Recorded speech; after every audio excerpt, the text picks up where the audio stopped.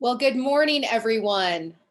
I believe we're going to go ahead and get started. My name is Jennifer Latsky, and I am the Associate Editor for High Plains Journal. Welcome to this opening session of High Plains Journal's virtual Alfalfa U. Today's session, we will feature Marisol Berti of North Dakota State University with part one of a two-part look at potassium needs of alfalfa. She'll address soil potassium deficiencies in her presentation. Then we have Dr. Anowar Islam of University of Wyoming, who will have part two of that topic, helping us understand how potassium fertilization interacts with harvest schedules. And then after our mid-session break, we'll return with Joe Brummer, Colorado State University, who's going to help us with strategies for growing alfalfa with less water. And finally, we'll wrap up our morning with Stephen Kuntz, Dr. Stephen Kuntz of Colorado State University, and a market outlook for alfalfa hay and feed grains for 2021, and the trends that we're going to need to watch to get the most out of our alfalfa hay.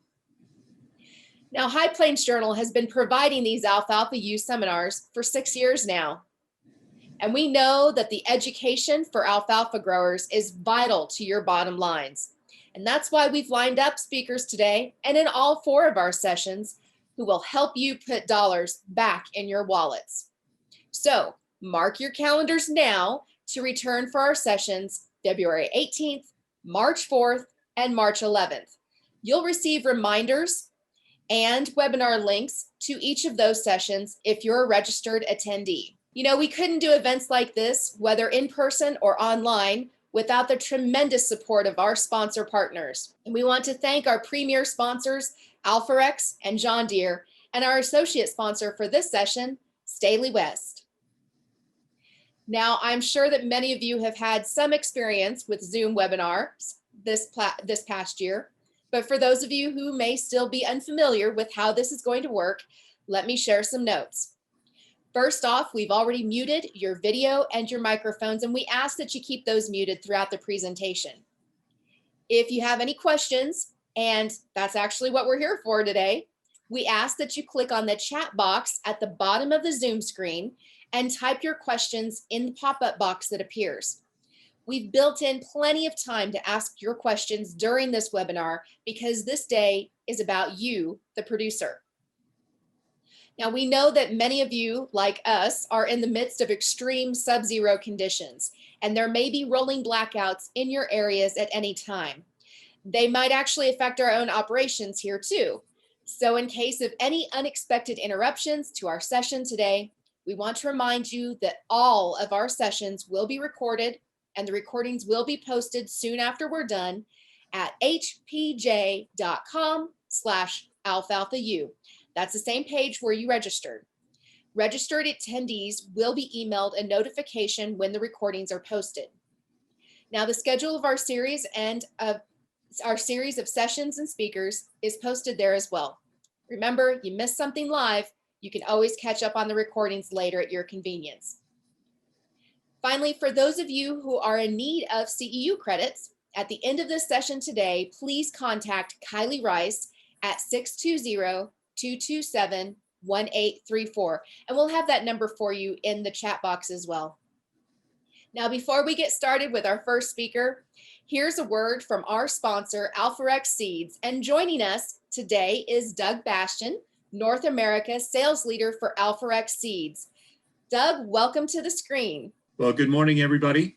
This is Doug Bastian, North American Sales Leader for Alforex Seeds. We are a proud sponsor of the Alfalfa U and have been for many years, and we look forward to its continued success. With all the advancements that we have, we're pleased that we were able to bring this technology through Zoom to everybody that's on this call, as well as those that will be attending in the future. Again, Alforex Seeds is a proud sponsor, and look forward to your continued success and learning and more about the alfalfa to make better informed decisions for your operation.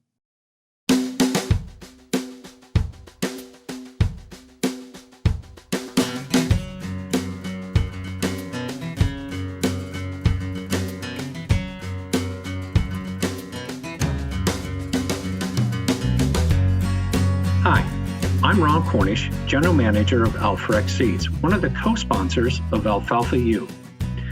I'd like to personally welcome you to Alfalfa University this year, and I hope that you'll find the information in Alfalfa University to be useful, informative, and that you'll take it back to your own farm or to your customer's farm so they can be more productive when coming to raising alfalfa.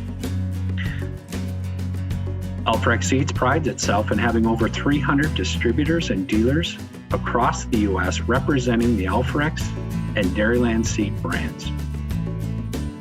Now, we realize that there are a lot of choices when it comes to purchasing alfalfa seed. But we feel at Alforex Seeds, with our focus on alfalfa and other forages, that we break ourselves out of that pack. We also pride ourselves on our variety development process. With our connection back to Corteva Agriscience, our parent company, who is running one of the world's largest alfalfa breeding programs. This provides us an excellent opportunity to test and to research a wide variety of genetics to develop really great products. Alforex Seeds, in combination with the Dairyland seed brand that we support, we have one of the largest portfolio of products in the market today. But don't take it from me. Why don't we take a little bit of time and listen to some of our very satisfied customers and how our products performed on their farm. Again, welcome to Alfalfa University, and here, let's take a listen to some of our customers.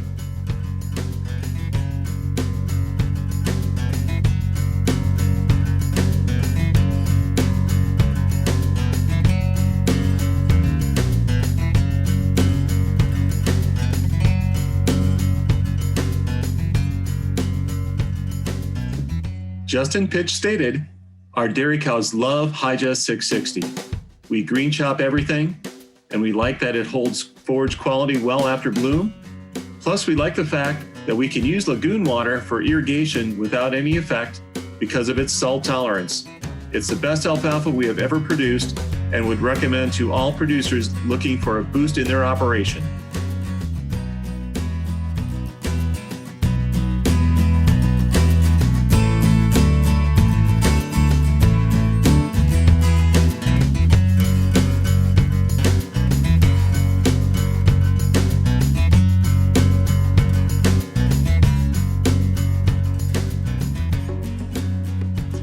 Eli Bailey stated, once we got the water and fertility right, it seemed genetics was holding our growers back. But as we have moved to varieties like 429, growers are getting more dairy quality hay and upping their yields too.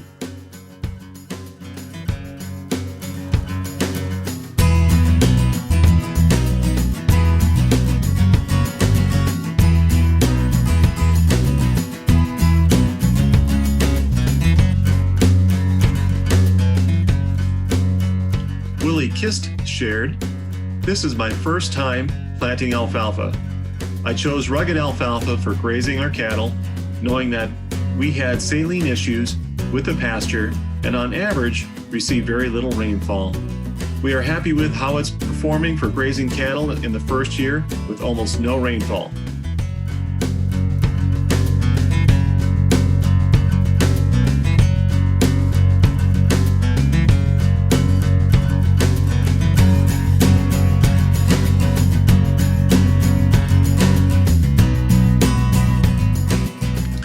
Aaron Adams stated, stand establishment at 4400 was the best I've ever had in my years of farming. I was concerned with the hot, dry weather that the stand would not be as good as it turned out, but all in all, I am very pleased with the emergence and regrowth. For first season alfalfa, it yielded and tested very well. 4400 is everything I hoped it would be so far. I anticipate a very good crop this year and for years to come.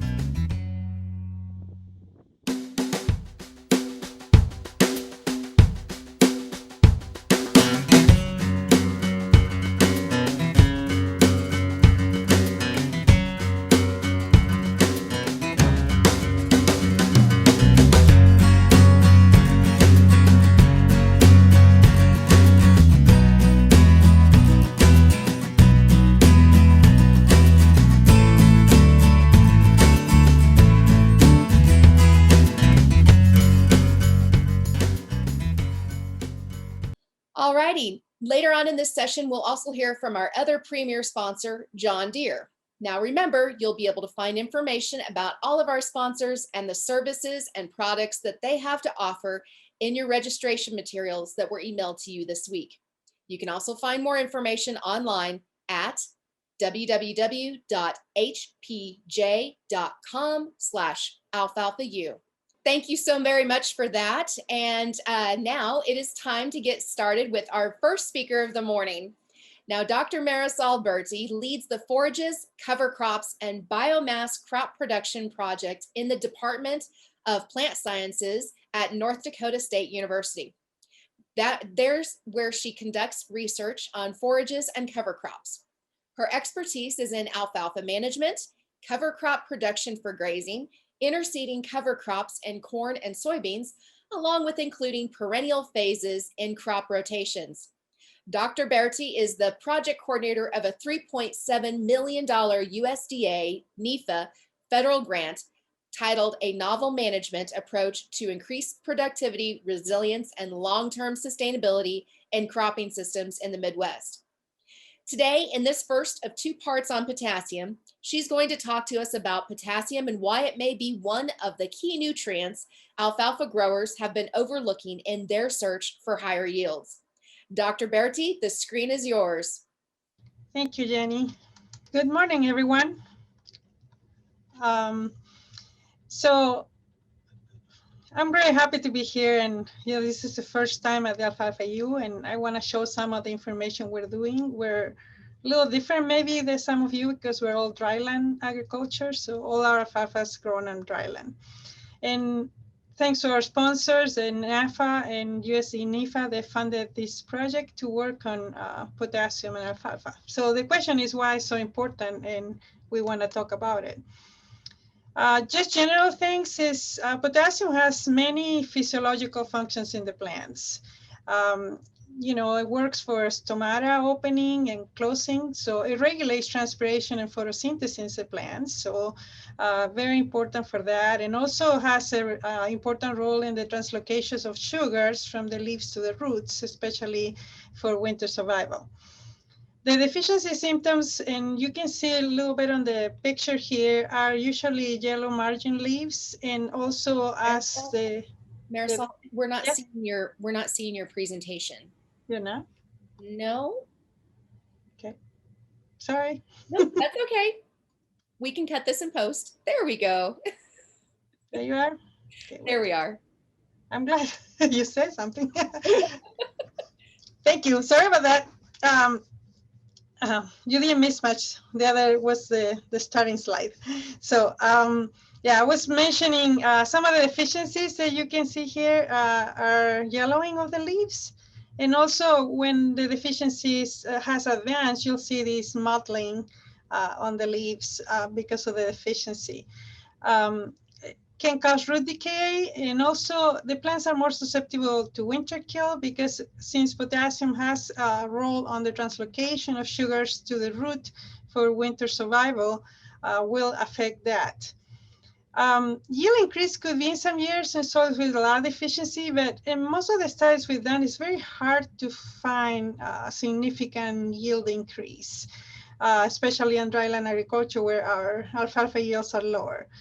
But we are interested in getting the information and get the farmers to fertilize alfalfa more than for yield, but because of enhancing the winter survival, especially for us. That's very important. There's many years where we get plants winter kill, so our potassium is our safety there. So here I want to show, this is a field grower send me pictures and say, what's wrong with my alfalfa? That's usually the question. So they sent me these pictures from Cavalier, North Dakota, and said, what's going on? And you see all this area of the field, plants are very, they've lost a lot of plants. You see the stands because of winter injury and killed. They've lost a lot of stands. So I always, when I get pictures like these and questions, I ask, okay, did you soil test? And if you don't, I want to see a soil test. So this is what it came back. So phosphorus deficiency is ruled out because it's pretty high for the level. Over 16 ppm is good. So that's not the problem. But we have two problems here, a very low pH. Alfalfa doesn't like that low pH, and we have a potassium deficiency. And some of the leaves were showing the symptoms. So this farmer has been losing alfalfa plants, probably one of the causes because of potassium deficiency. So alfalfa requires a lot of potassium. Okay, alfalfa also requires nitrogen, but since it has an association with rhizobium to fix nitrogen, we don't need to fertilize much with nitrogen, but we do need to fertilize with potassium. An alfalfa plant removes about 50 to 60 pounds per ton, dry ton of forage removed from the field. So if you have 6 tons per acre seasonal yield, you know, with all your cuts, this is how much you're removing from the soil. Okay, 300 to 360 pounds per acre. So plants are moving a lot, and you're putting hay or silage, you're taking that potassium out of the field. And if you don't have any grazing or putting manure back, you're not putting any of that potassium back into the field. So where does the potassium comes from? It comes from the soil. Most of our parent materials in the soil do have enough potassium in it, but there is some problems with availability. If we look at the soil availability, that means what the plants can take from, we see that in North Dakota, one thing is the total potassium. You test the total potassium, pretty much all soils have enough. The problem is the available potassium. And we have some clays that actually we can call it fix or absorb potassium into their layers of the clay. So here I have a picture of the clays, okay, different types of clays. We have some soils with really high smectite, which is a layer, a clay with a lot of layers. So when the soil gets wet, so these are what we call it like shrinking and, shrinking and swelling soils with these clays. When it's wet, these layers open up, and then ions, kind of like potassium here showing, they can crawl into these layers, and then when the soil dries, it's trapped in there, and then the roots cannot get it. So in this map, you see soils. Dr. David Franzen, our fertility specialist, they did a whole survey over the states to see where we had those soils with a ratio greater than 3.5 between the two clays. And so according to that, the new recommendations for the extension fertility guide for alfalfa. Here you see micrographs of different clays, and the smectite is this one here. So all these folds and things here is where these folds get separated when it's wet, and when it's dry, which happens a lot in North Dakota in the summer, then the potassium is trapped in there. And it will be released maybe next year, but the plants cannot get it through the season.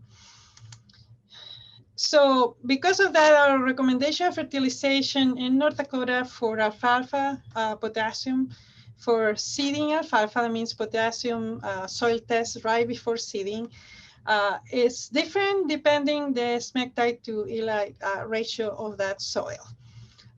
And since Dr. Franzen mapped it, we know where those soils are. So you see those soils that the ratio is higher, we are recommending more at different levels of soil test. So very low soil test, low, medium, high, and very high. And even in the very high, so you're over 200 ppm, you still need to apply. And the reason is, and I'll show you some results, you can put a lot of fertilizer and the soil takes it up.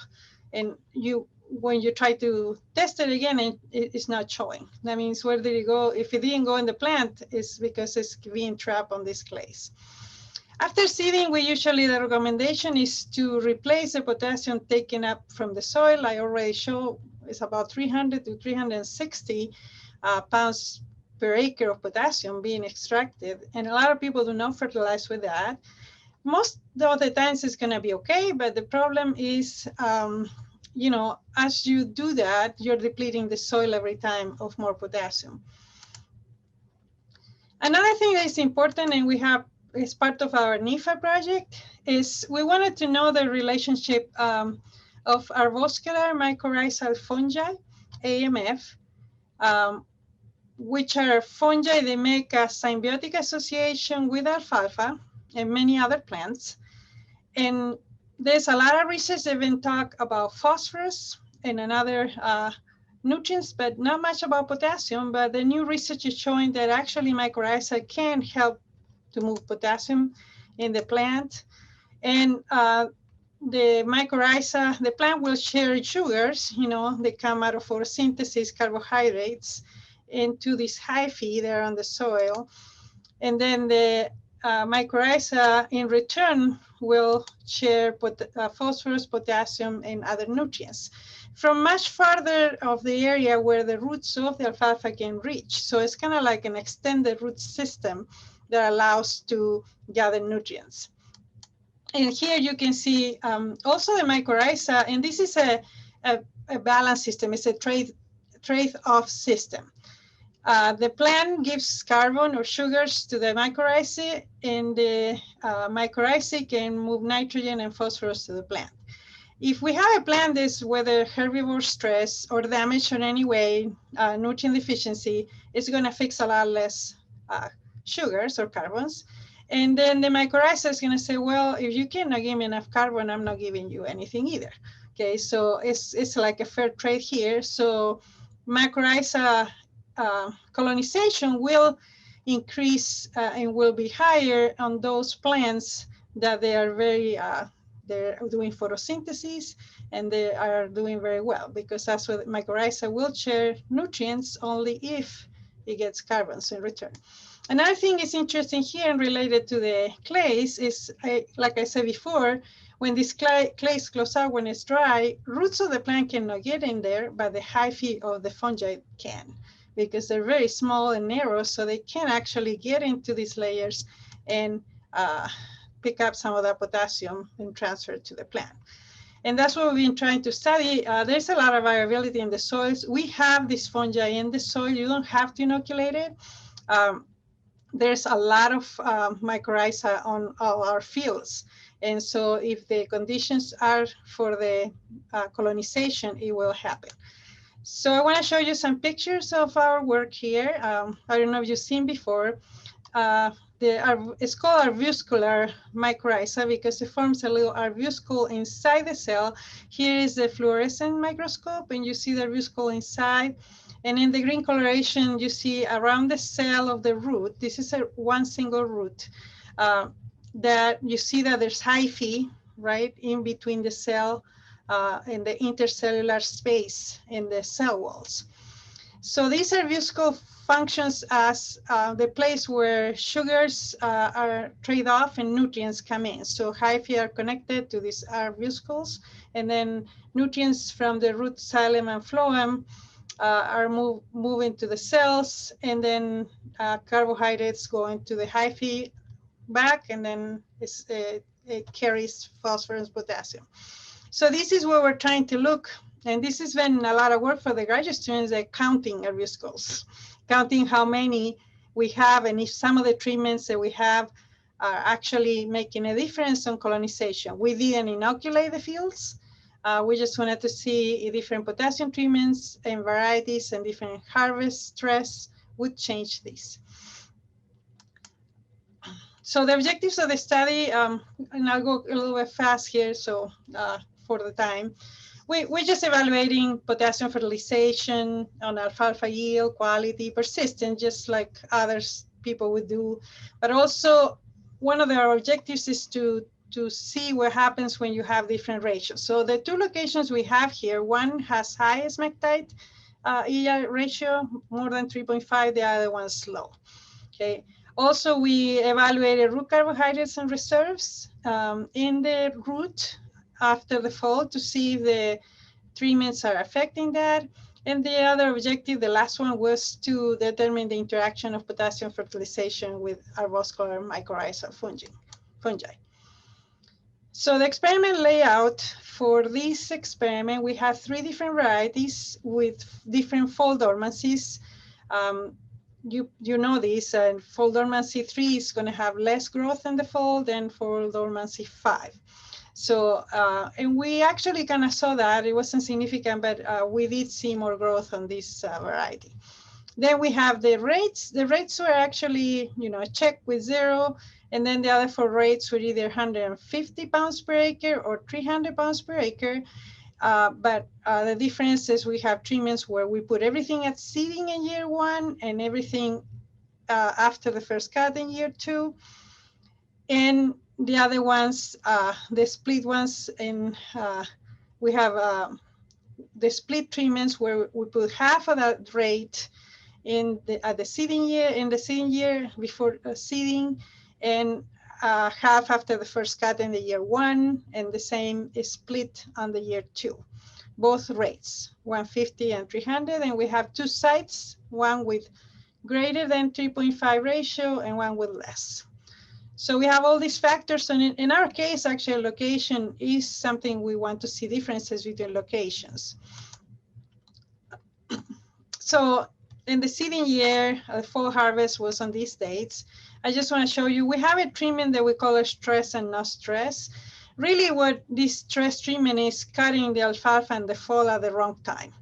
At least we have the recommendation for farmers don't harvest alfalfa like between in September, after September 1st and until October, until the temperatures go down. Because when you cut like here was cut in 19 September, then there was still enough temperature and moisture for that to regrow. So you see in October, mid-October now, you can see that the stress treatment has a lot of growth. So the problem with that is this growth that you see here is coming from reserves from the roots. The plant hasn't started doing enough photosynthesis and moving back to the roots. So you are stressing the plant going into the winter. Well, this one, although it looks worse here, it was just cut. So all the reserves they were here, they went in the root and did not regrow after that. So we tested the soils because we're interested in how the potassium fate, how it evolves as we fertilize or don't in these 2 soils, high smectite and low smectite. The soils, one had deficiency of phosphorus, but we took care of that, and the other one had a low pH, and we limed it, so those factors were not confounding our results. And the spring day, which is May, this is before seeding the experiment. We took samples in every plot every time. So you see the levels of these 2 fields, that's why we chose them 2, are very low for potassium, right? They're in less than 100 ppms of phosphorus. So they're in the low range. Now, when we, here are the rates, 0, 150, 300, and then 150 split and 300 split. When we didn't have any application, you can see that the soil level is starting to go down because the plant is extracting the potassium, right? And that's what happens if you never put potassium, you're gonna deplete your soil every time. Now, with 150, you're still seeing on both soils a decline, okay? And part will be taken by the plant, but we know that part is being taken by the soil. And the differences in soils, we really saw it over in the 2 split treatments. And the reason is the split treatment, it was, the fertilization was a lot closer to the sampling time of the soil. So it hadn't disappeared yet. So you can see here a difference between the locations. And the high smectite, even 2 weeks before the sampling, we fertilized with 150. The fertilizer wasn't there. And this is not taken by the alfalfa because this is very late, right, in October. But in the low smectite, you can see that we can see the potassium right away, or where we fertilize in the fall, right, a couple of weeks before this soil sampling. And you see, so in the 300 split, you can see the difference here in both soils. So this is showing you a little bit that the high smectite soil is, you fertilize, and very soon, even in 2-3 weeks, it starts taking up that potassium. They start fixing it into the clays. It depends, of course, what kind of fall we have. If it's very wet or if it's very dry, then more potassium goes into the clays. So this is similar, but over the seasons. Of course, we didn't want any differences in May because this is before applying everything, and that was fine. And this is across both sites, but for 2 years. Now you can see when you apply the fertilizer, the soil does go up. So this is 0, 150, 150 split, right? 300 and 300 split, and you see significant differences. That means when you are applying the potassium, we able to detect it in the soil. So now in the next year, you see that trend. So over the winter here, gets very cold and the soils get frozen. In June, we see almost the same levels and trends, okay, that we had in the fall.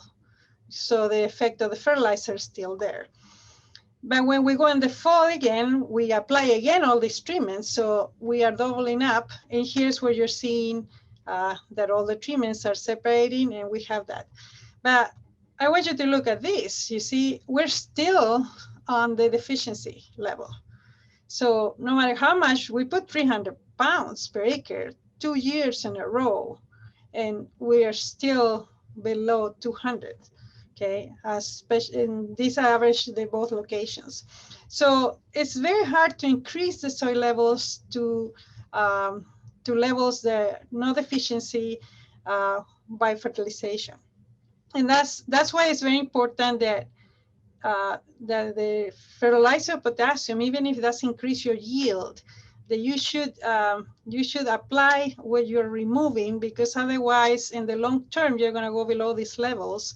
And fixing these once you're below these levels, as you can see, is very hard. So this is, and you see how many of the treatments, even all the ones who applied 150, and even some of the ones, split on 150, they're all below 100 ppms.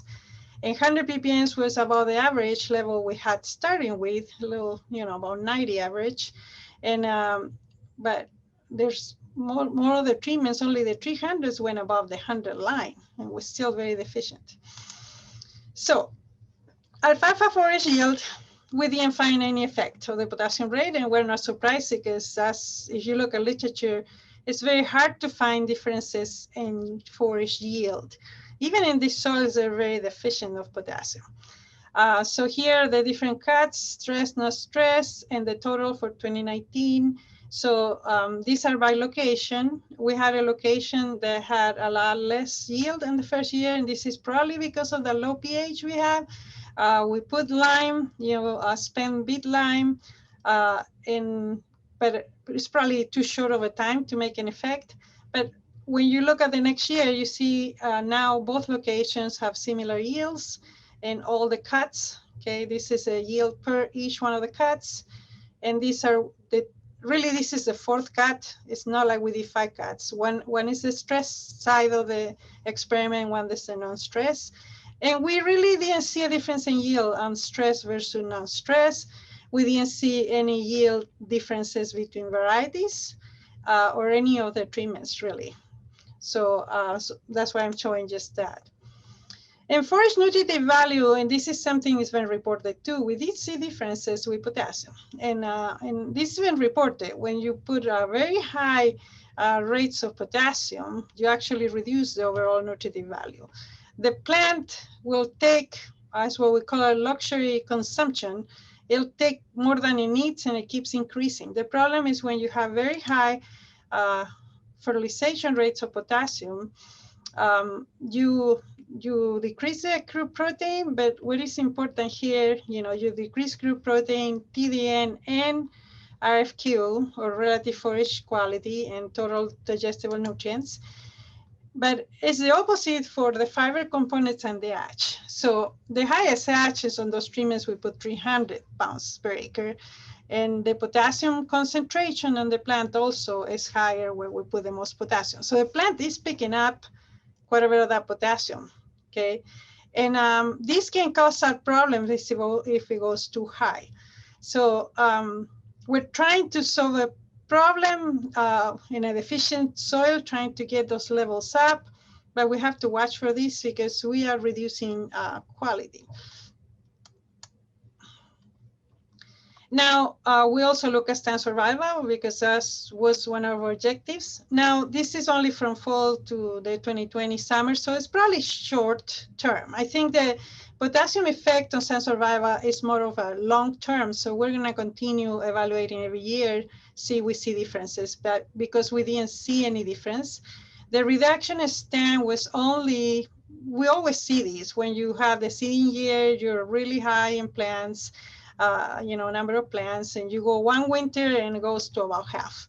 And that's because plants self-thin. So it really doesn't matter how much seeding rate you put in here. You put a really high seeding rate, you still end up with about half of those number of plants per square meter. I put more or less, the 8 to 10 plants per square foot. And those are good stands to keep going, so we don't have that problem, but and didn't see any difference between stress and no stress. And yeah, it's probably too soon to see that, okay? But like you saw in the picture of that grower I have, over time, over 5 years, the stress that you put in the plant could affect that and the deficiency of potassium too. So this is the extraction of potassium. Like I mentioned at the beginning, alfalfa takes about 50 to 60 pounds per ton of biomass extracted from the field. And so when we sum that, in the seeding year, of course, we have a lot lower yields because we have only 2 cuts. But in the first production year, you see we got levels of up to 400 pounds per acre extracted by the plant. And that's why in these deficient, these soils are very deficient, and you're still taking that and removing it from the field. So it's important to know that. We did the root reserves analysis for protein analysis and starch analysis, and tried to, also for stress and non-stress. Unfortunately, we didn't see much difference. Again, I think the roots concentration of protein and starch, which is our markers for survival, or we think they could be, probably for the first winter, not so important. Usually plants don't get killed in the first winter because they're new and they're very strong. They start getting winter kill later. So this is also going to be an effect for long term. We did some things where we saw the stress treatment to have a lower protein content in the 2020, and we saw the reduction in starch in one of the locations, which could be for the stress treatment could be interesting, but we didn't see that in the other location. Now remember, this location and Lisbon had that pH, very low pH problem, and then we stress it, so this could be some time of the differences here that we have, but we're going to continue to see if we can observe that. But there's some indication that plants harvested at the wrong time in the fall or stress tend to have less, in this case, protein content and starch. And we look at the AMF, and after I feel bad for the students, they spend hundreds of hours counting RView scores, and we did not see any difference. But this data is from 2019, which is the seeding year. And yeah, we didn't expect it, right? This is a natural colonization. We didn't inoculate. We were hoping to find some difference between the low potassium and high potassium. We didn't have all the rates here because it would have been too much work. So we only have the 0 rate and the 300 rate. We would expect, the hypothesis really is that plants in a deficient soil with no fertilization maybe can use more root colonization and help, so that mycorrhiza might be able to help the plant more. But that's our hypothesis. We already sampled the 2020, but the results are not ready. Students are still counting RView scores. And we will do more genotyping of these to know also not only colonization, but know what species of AMF are actually colonizing the alfalfa roots in the soils without us inoculating. So some things are not very clear. And so as a summary, I know I went kind of fast, but we'll have time for questions. The potassium applied to the high smectite soils quickly disappear from the soil solution. So splitting the application actually is probably a good thing because you want to be available for the plant to pick it up as soon as possible. We didn't see any forage yield or winter survival effect for potassium fertilizations or any effect of the different varieties. They all behave the same. But it is a negative effect on the forage nutritive value that was significant, and I think it should be considered when you're putting really high rates, because plants do extract that 300 to 400 pounds per acre removed from the field with the harvest. And if you keep doing that and never replacing it, you're going to get to low levels. And I think the effects, and that's why we couldn't see many of the effects are long term. And so long term, you might be able to see the differences in persistence and even in yield. So consider these are only seeding year and first production year studies. So we need more information, but I thought it was interesting for you to see, how this potassium is interacting with the plants. And with that, thanks so much, everyone. And nothing of this would happen without the help of all my graduate students, visiting scientists, postdocs, and the funding sources, especially both NAFA, NIFA, and SARE, which supports all our research. Thanks, everyone. And I guess it's open for questions. All righty. Thank you, Marisol. That was that's always so interesting. I just love how the questions, how you all work to answer those things. And we're going to get to your questions. And as I look over here in the chat box, Marisol, how do you recommend applying fertilizer to established alfalfa? The questioner asks where he normally broadcasts dry fertilizer with some foliar if they're spraying to control pests. He's heard from other webinars this winter that broadcasting dry fertilizer doesn't quite move through the soil profile very well, mostly staying within those first 1 to 3 inches.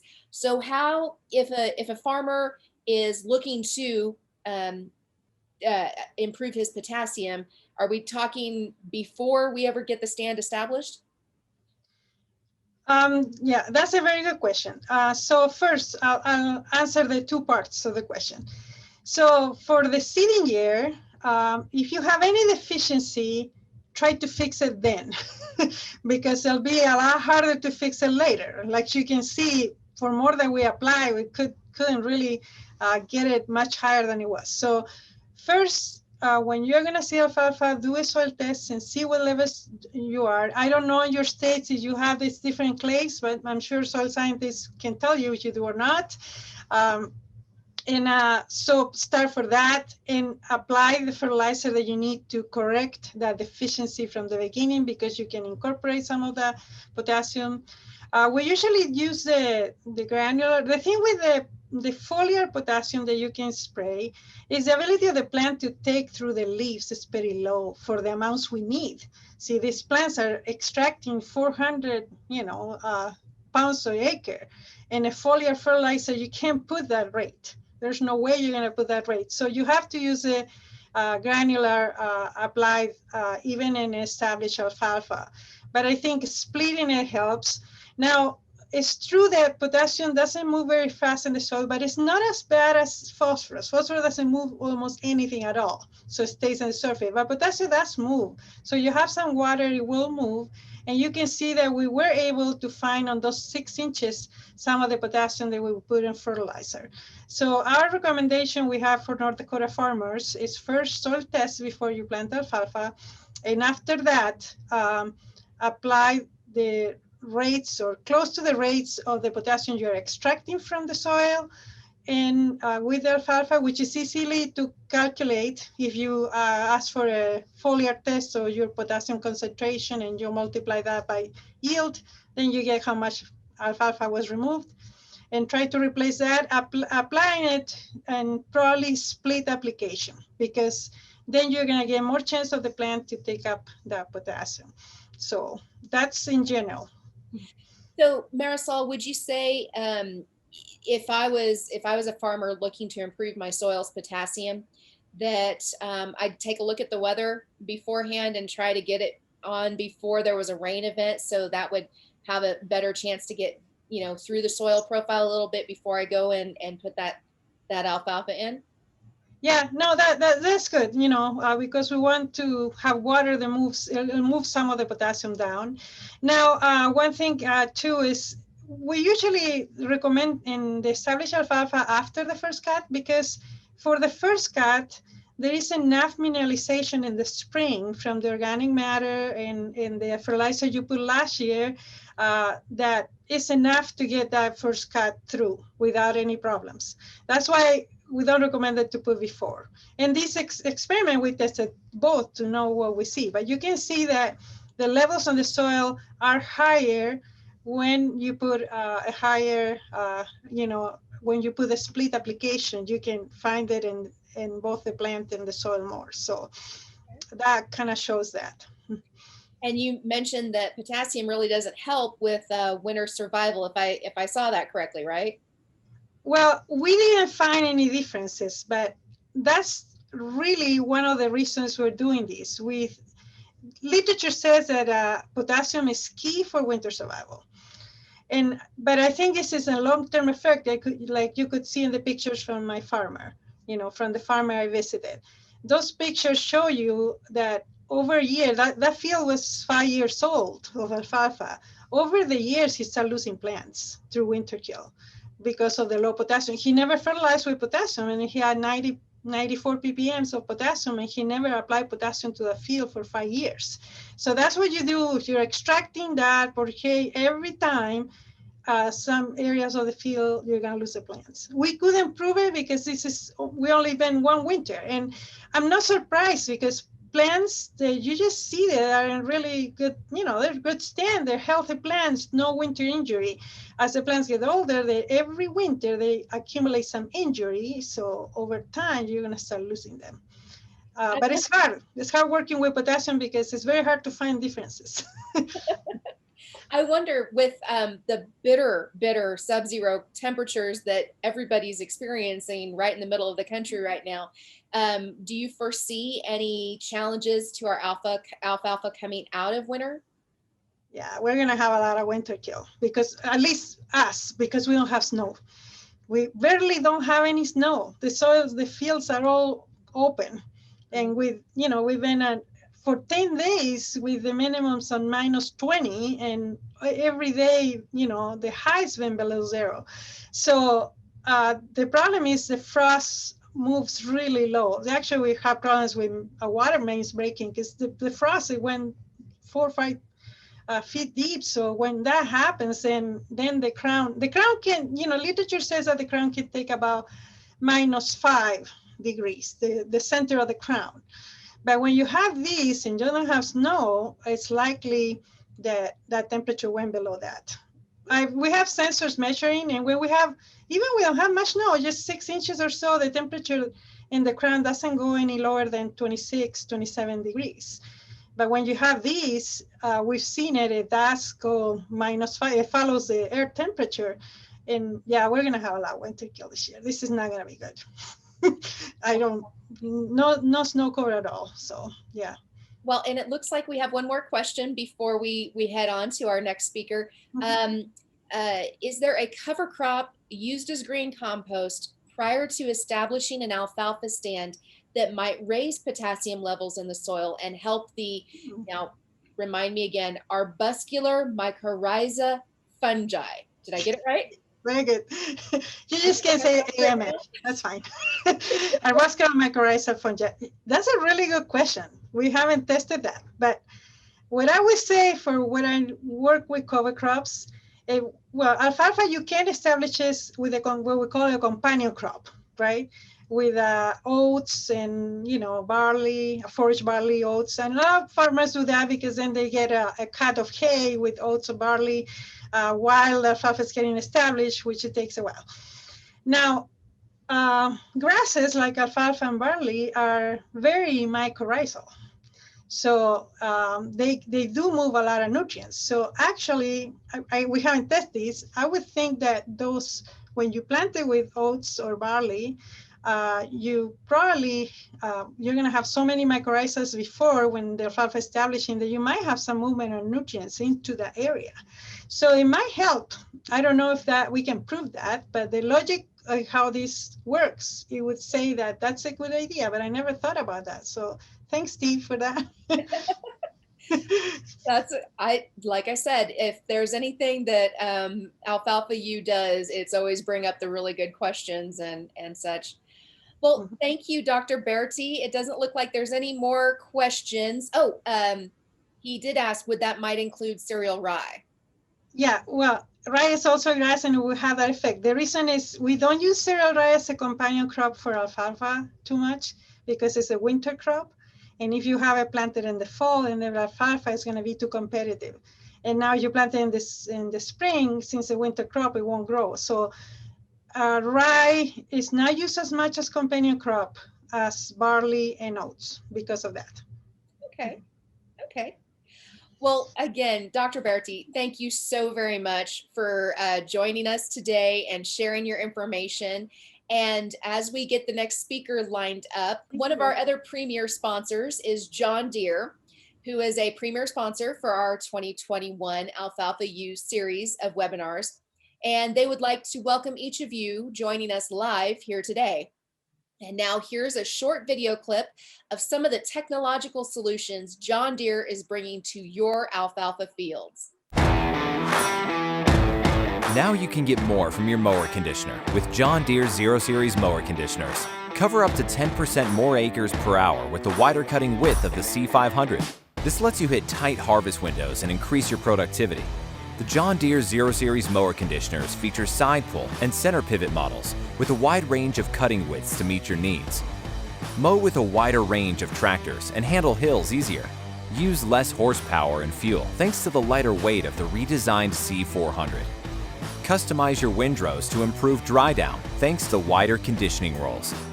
Width of the windrow is critical to dry down, and the C400 lets you put down windrows of up to 133 inches wide. Many John Deere 0 Series models give you the ability for wider windrows thanks to the forming vanes. This lets you preserve hay quality while giving you more time to bale before Mother Nature strikes. In addition to quicker dry down times, you'll speed up knife replacement. With quick change knives, you can cut time changing knives in half. With the simple tool, you're able to change your knives out in minutes and return to cutting, helping you maintain the best cut quality.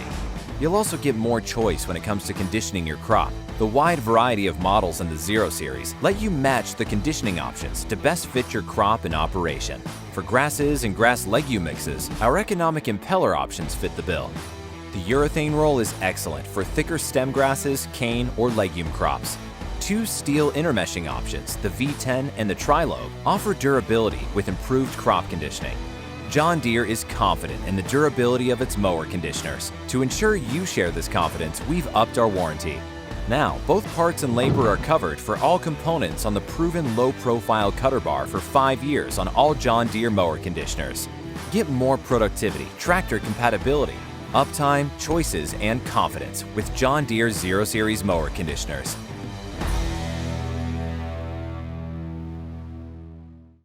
Well, thank you, John Deere, and thanks also to our associate sponsor for today's session, STAHELIWEST. And remember, you can find more information about all of our sponsors on our website, hpj.com/alfalfau. And now let's hear part 2 of our look into the potassium needs of alfalfa with Dr. Anowar Islam. Dr. Islam is a familiar face to many of you who have joined us at Alfalfa U in years past. He is a professor and forage specialist at the Department of Plant Sciences of the University of Wyoming.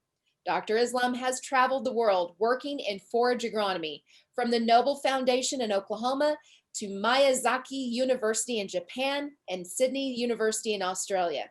His research and outreach activities aim to develop modern and innovative research and outreach programs on forage agronomy and are meant to help growers bring more value to their crops. Today, he's going to continue on the topic Dr. Berti introduced, and he'll help us understand that potassium fertilizer must be used in conjunction with harvest schedules for the best results. Dr. Islam, please take it away, sir. The screen is yours. Thank you, Jennifer. And can you see my screen okay? We sure can. All right. So good morning, everyone. It is a very great pleasure for me to be here today. This is my third time presenting something to Alfalfa U. Alfalfa U is really one of my favorite places because I know this is a great venue. A lot of alfalfa producers attend every year. So I love this venue. And this is another one successful year. I can see more than 40 people are here today. So welcome everyone to the first session out of 4 sessions. So Dr. Marisol Berti really introduced very nicely what is the importance of potassium in alfalfa. And I will try to, and she also showed some of the no effect of potassium in alfalfa and what will happen in the longer term. So this is a very nice matching part 1 and part 2, and I'll share some of my experience, specifically for last 4 years, what is happening if you longer time use potassium in the soils. So before I start, really, I would like to thank my team, specifically my grad student, Michael Baidu. He actually did all the hard work last couple of years. And I am just taking credit to present some of this, but I should acknowledge Mr. Michael Baidu for doing this hard work. So first thing is about, I don't have to repeat, but everybody knows why alfalfa is so important. You already know. Dr. Marisol Berti already indicated some of this, that alfalfa is #1 forest crop, not only in USA, worldwide. Often we call it queen of forages because of its high productivity and quality. So there is no other forest crop that can beat really alfalfa. Recently, this became in USA the third most valuable crops after corn and soybean, contributing more than $9 billion each year. So you are the producer who really contribute to the US economy, right? Producing a lot of alfalfa. So alfalfa also very good economic commodity in our western states. For example, in Wyoming, it's also #1 crops, and it contributes more than $200 million each year. So this is huge. So as I told, that alfalfa is really high producing crop. It produces a lot of biomass, and it has high quality. And thus, no doubt, it can be used as a hay or it can be grass to improve the animal performance. So I'll give you some information that how alfalfa was performing. So if you look at back in around early 19, you can see the production was around 20 million tons. But over years, specifically in 1990, you can see it goes above 90 million tons. So say this is huge. However, there is a declining trend after, specifically if you look at this after 90, last few decades, it started to decline. So I'll come this point why. But as Dr. Berti already mentioned that, like other legumes, alfalfa has a higher requirement of potassium. So all legumes require a lot of potassium. That's the genetics of the plant. And specifically alfalfa requires a lot of potassium. So often we call is a luxury consumer of potassium. So Dr. Berti already mentioned that it can take out 300 to 400 pounds of nitrogen per year, per acre. So this is huge. So when you remove this amount of potassium, as just my previous speaker told, that how much potassium can be taken out from the soil, no matter whether it's a deficient soil or sufficient soil of potassium, as you make hay or grass, you are taking out a lot of potassium from the soil every year, and we call it potassium mining. So this needs to be replenished, no matter if we don't replenish this, no doubt our stand will be affected, the productivity will be declined over time. I am talking about longer time, not the shorter time. So as I told, there's a declining trend I showed in the previous graph of potassium productivity, specifically last few decades. So if we look at the nationwide, for example, so this is the national average of productivity is around 3 to 3.5 ton. You can see early from about 1920, it started to increase and it became plateau specifically last 2 decades. The question is why? Does this mean that we already reached the maximum potential of productivity? We cannot go beyond that. What's happening after after specifically around 1990, 2000s, what happens there? And same story, if you look at even one of the Western high alfalfa producing states, for example, California, the productivity, like the tonnage is per acre is almost double, but the same story started to decline or is stable here. What's happening here after that? And even if we look at our Western state, it's the same story. For example, in Wyoming, even in the recent years, the productivity that per ton, like tonnage per acre, started to decline. So now the question is why? Why it's happening? So although the reason is not known, there might be many reasons behind it. So one of the important reasons could be, one group of reasons could be that the variety, the crop genetics itself, followed by the harvest management or cutting management, as well as how much nutrient present in the soil, that means soil fertility. So this could be the main reason behind it, why we are not getting maximum benefits of applying fertilizer or even using high quality variety of alfalfa. Other group of management could be that affecting the productivity of alfalfa, like dormancy, fall dormancy, as Dr. Berti told a few minutes ago. Also, other management like traffic wheel and also irrigation and other agronomic management. So I think I like Dr. Berti's presentation, like she was doing some of this measurement of the soil. The soil itself contain all the nutrients. Like in some cases, we thought that, okay, we have enough, so we don't need to add any potassium or any phosphorus because soil has already enough. But what happens when we have a lot of potassium in the soil, if these are not available to the plants? If it is, for example, clay soil, although you have a lot of potassium there, but it's not plant available. Plant cannot take it, plant cannot utilize it. So this also very nicely correlate with the presence of other nutrients, for example, calcium, for example, magnesium, like other cations, or it could be in relation to nitrogen and phosphorus. So the balanced fertilization is always important in addition to potassium. So we have to look the soil test before even think about whether we are going to add any fertility, specifically potassium. Another important factor is the variety, like selection of variety. So if we don't select the right variety, because the variety, I'll show some of the response, that sometimes there is a difference between the varieties because of the genetics of the plants. So in many cases, for example, in recent days, modern varieties with high and low digestible variety, for example, with concentration of lignin concentration. Lignin is an anti-quality constituent in the cell wall. So if you have more lignin, that means the quality will be declined, and vice versa. So modern varieties, we have reduced lignin or high digestibility, but we don't know enough about their response to potassium and other fertility in the soil. Another, of course, the most important I'll be highlighting today most, the variety as well as harvest frequency.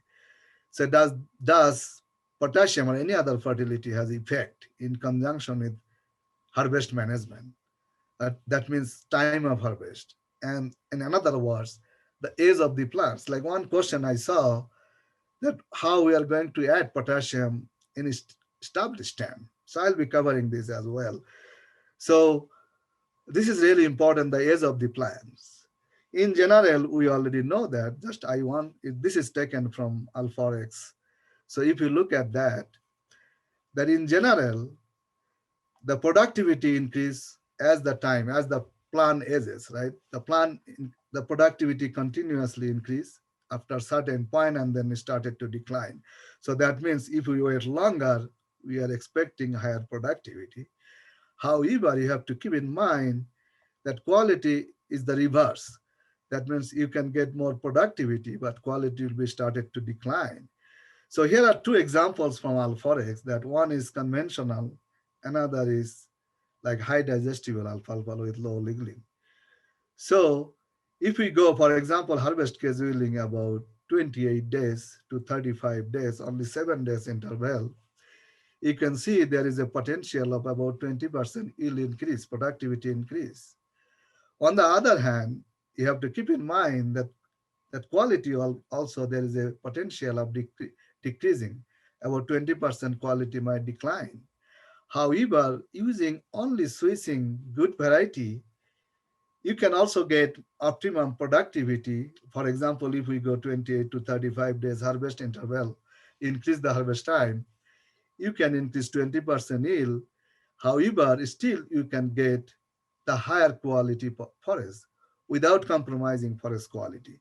So that's one of the reasons why we need to look at the harvest time in addition to potassium application and other fertilizer application.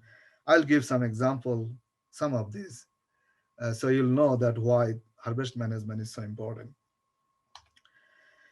Unfortunately, we don't have enough information. We know this is happening, but there are not many information specifically with the newly released variety, what will happen if we apply potassium to that.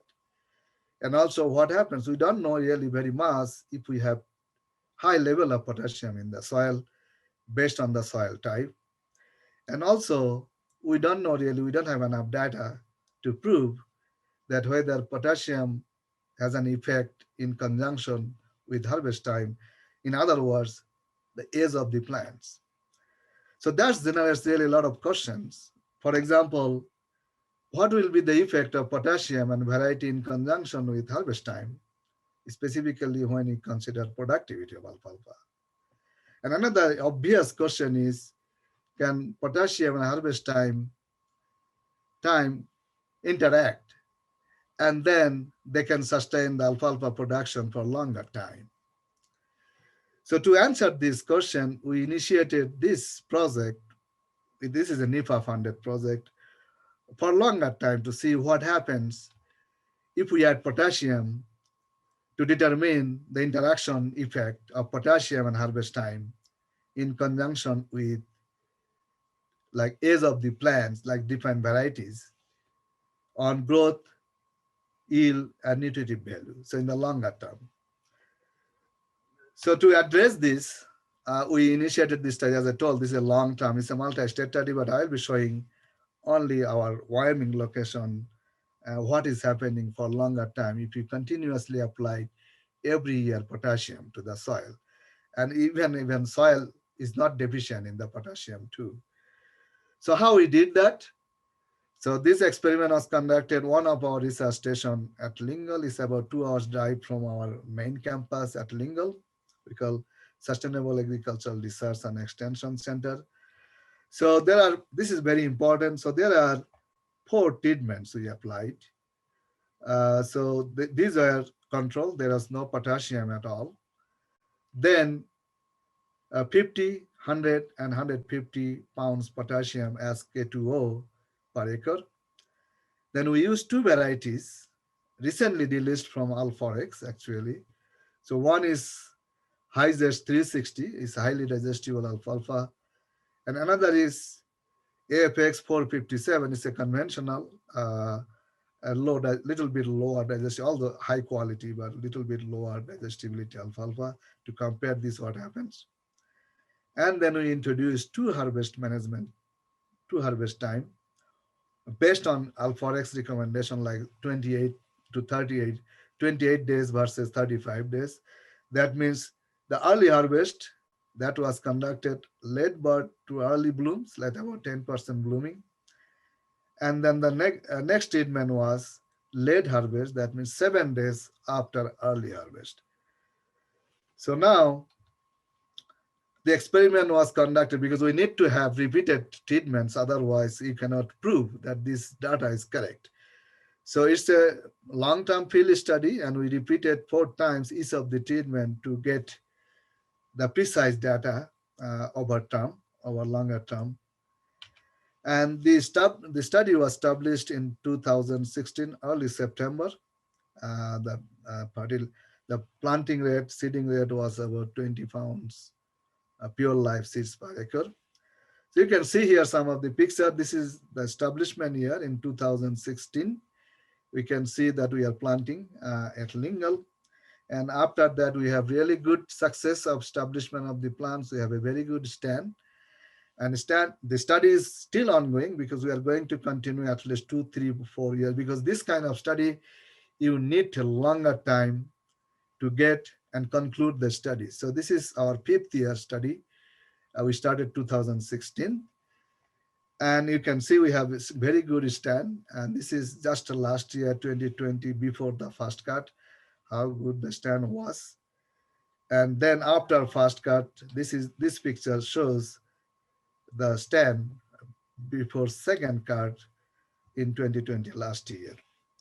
So that's indicating that we have very good stand, and the alfalfa is doing really well there. So now some of the data, we collect a lot of data because graduate students are involved. We collected a lot of growth data and also forage dry matter yield. And also we also collected some other factor like moisture content, relative water content in the plants. So this is the harvest schedule, how we manage. So I'm just showing you that we planted 2016. We did not have any harvest in 2016, but from 2017, we have every year 4 harvest. It's about monthly interval. And starting from, for example, late May to early June. And so, for example, in 2017, first harvest, for example, cut 1, the planting was 30 May. And 7 days later, second planting was done on 6 June. And then the harvesting was done a month later, like 10th of July.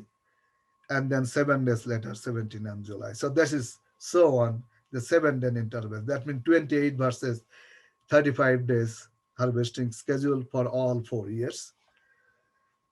And then we also collected, because also Dr. Berti mentioned that potassium has effect on quality, specifically when you have lower amount of potassium deficiency in soil.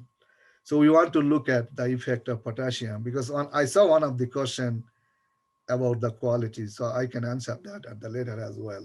So we measure a lot of forest quality, measure, for example, crude protein, fiber, like neutral detergent fiber, acid detergent fiber, in vitro dry matter digestibility, total digestible nutrient, and also relative feed value. So then also what is happening under the soil? We add every year the potassium. We know alfalfa taking out a lot of potassium. So we also measure how much potassium taking out every year, even every card. Because of the time, I'm not going to show that. But next time I can even show that how much potassium every card is taking out, but it's very high. But what is happening under the soil so we also collected soil after last cut, the last harvesting, and then each of the end of the growing season, we collect different depth of soil and determine what is happening under the soil. So I'll show some of the data as well on that. So now, so some of the results, specifically first one is what is happening in the soil, because we are adding every year constant amount of potassium in the soil. So if you look at the pH, it's very good range, like about 8.6 starting, and then it started to decline a little bit. That's not unexpected, but that's a good pH for alfalfa production. Organic matter was low, like less than 1%, but surprisingly, the organic matter started to increase over the years. This is the last year, you can see it's close to 2% organic matter. That's good symptom. Nitrogen and phosphorus is stable. It's not very deficient, not also highly. So it's close to intermediate to deficient level.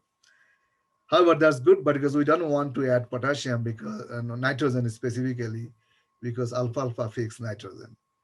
Potassium is, look at this at the beginning, it was at about 155.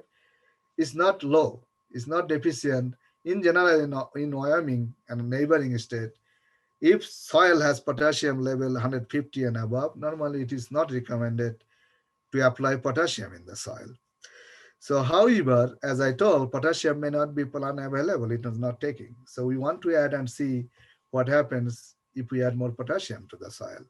So you can see every year potassium is started to accumulate in the soil because we know a lot of potassium is taken out by the plants by every harvest. But still you can see there is an increment of potassium in the soil. Specifically, if you look at the last year, like 2020, end of the season, couple of months ago, you can see still significant amount of potassium accumulating in the soil. So I'll discuss this more in a minute with my results. So now look at what happened. What is the potassium effect over time for last 4 years? It's very consistent what Dr. Berti also mentioned, because we don't normally see potassium effect that it increased really significantly productivity, but over time it might. For example, in 2017, we did not see any effect. This is the total production that we don't see any effect between the treatment, for example, 0, 50, 100, and 150. There is no difference. In 2018, there is a year difference between year because 2018 was extremely dry year in our area. So that's one of the reasons why we have low, but we did not see any effect. 2019 also we did not see any effect. Yield increase very similar to 2017. But look at last year. So that's the reason why you need to look at the potassium effect over longer term. And look at this, we saw surprisingly potassium effect from 100 pound of potassium per acre. Look at this, we have significant effect. It increased about half ton per acre. And then increasing further 50 pounds potassium, it did not really affect too much. That looks, for this soil, this kind of soil, maybe 100 pounds of potassium over time obviously have beneficial effect of alfalfa production. But we have to look at this for another few years because I cannot just comment based on this 4-year study that this is the recommendation. So that's the reason why long-term study is important. We need to continue to look at those. So we are going to continue the study collecting data for at least another 2 years to see what happens 2021 and following years. However, this is encouraging and this is exciting too that we are seeing some effect of potassium after 4th years of establishment. But now the question is why? Why it's happening? What are the reasons we suddenly get after 3 years some potassium effect? These reasons could be residual effect of potassium as Dr. Berti mentioned a few minutes ago. So if you look at that, this is the soil residual. We collected every plots, every soil, but there is no difference. I am not showing all those, but this is the total, like all from across all the treatments, all harvest and across 2 varieties. So if you look at this, there is no difference in every of the year. So all the potassium levels remain constantly same. There is no difference. However, in 2020, you can see from 100 pounds potassium application, there is significant residual potassium in the soil. And that's what relates, if you look at these hundreds, why we are seeing some beneficial effect of potassium on productivity. So, but we have to look, as I told, we have to look at this next year and following year to see if this is the trend happening in our soil. And interestingly, when you add even more potassium, is increasing potassium level, not very significantly, is very similar to 100, but there is no yield increment of that. So that means 100 to 150 potassium in this kind of soil for longer time might have positive effect on alfalfa productivity. Now, if you look at the year, we use two varieties, right? Recent varieties from Alforex. So one is Hyzest 360 is the orange color, and blue color is AFX conventional 457. You can see there is no difference between these two varieties, indicating that both varieties, no matter which variety you are using, they are good with this potassium response, and there is no difference between this. They are doing well. Only the effect was the year, and this is because of this very dry year in 2018. So now, if we look at, this is very interesting. You have to look at this very carefully, that what is happening here. So as we tell, the harvest management, very important. And this is really based on the plant age and also physiological aspects of the plants. On the bottom, you can see this is the potassium rate from 0, 50, 100, and 150 under two cutting treatments, like early harvest versus late harvest, is 28 versus 35 days cycle. And this is on the left-hand side is the total production, diameter yield, hay production, tons per acre. And these are different color, indicates the different harvest. The bottom one is blue color, the first harvest, first cut, second cut, third cut, and fourth cut. So if we look at, of course, there is a difference between the cut, but if we look at the total, very interestingly, there was no effect up to 100 pound of potassium application in the early harvest. Surprisingly, when we add 150 pounds, you can see there is a significant effect of yield increment. And then what happens to the late harvest? It looks like there is a significant effect as you add more potassium, the yield will continuously increase up to 100. And after 100, when you add more potassium, like 150, it started to decline. There is no difference between 50 and 150. So what is the message here is indicating that for early harvest, because of the early physiological growth stages, alfalfa require, that makes sense because alfalfa require more potassium.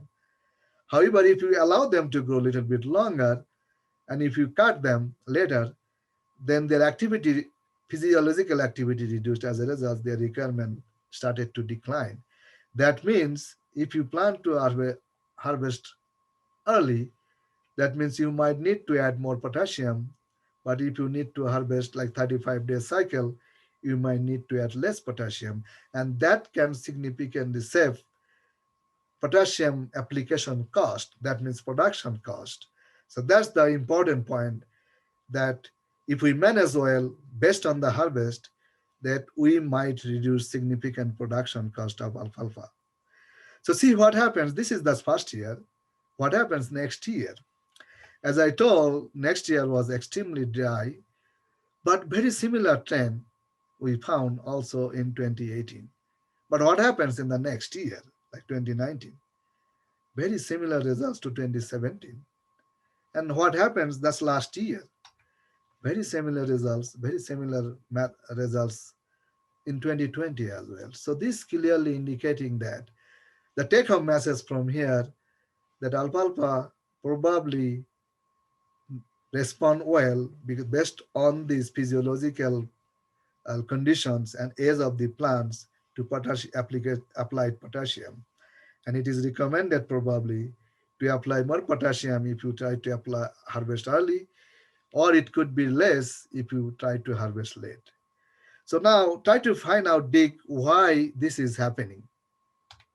So if we look at, for example, physiological growth, as I told, that potassium has a lot of significant effect on physiological role of plant growth, physiological activities. So one of this part is like stem count, like how much stem, that means plant growth was happening on that under each of this condition. So it's very similar trend, like look at this, 100 and 150 on the early cut, there is a significant increase of plant growth. That means number of stem per square meter, for example. And very similar to dry matter production, look at this, the late harvest, the highest stem number obtained from 100, and then it started to decline. So this clearly indicating that age of the plants has great effect. So and that's related to potassium application, and also maybe amount of water present in the soil are also in the plants.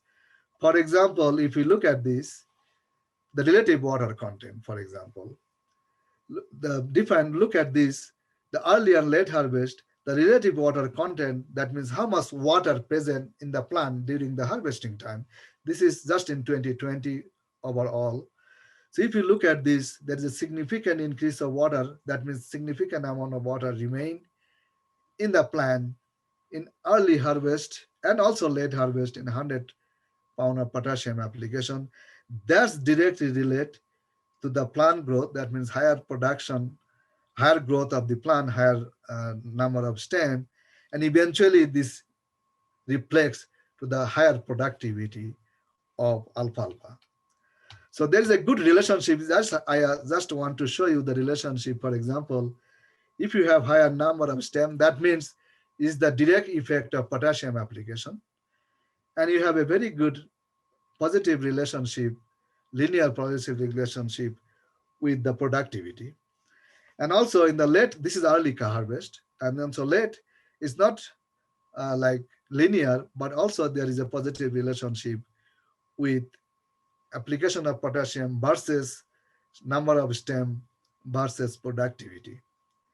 Now another question is, what is the effect of potassium in the quality? So if there is no doubt, if the soil is deficient, potassium will improve the productivity, quality of the alfalfa. However, we don't see any effect here because our soil was not deficient and our soil has even a lot of potassium accumulation. So this is not unexpected. This is very expected that we don't see any significant effect of potassium of any of the parameters, including protein or relative feed value of addition of potassium. That's a good aspect because our earlier speaker, Dr. Berti, was saying that a lot of potassium application might have negative influence, negative quality, but we did not see any effect on that.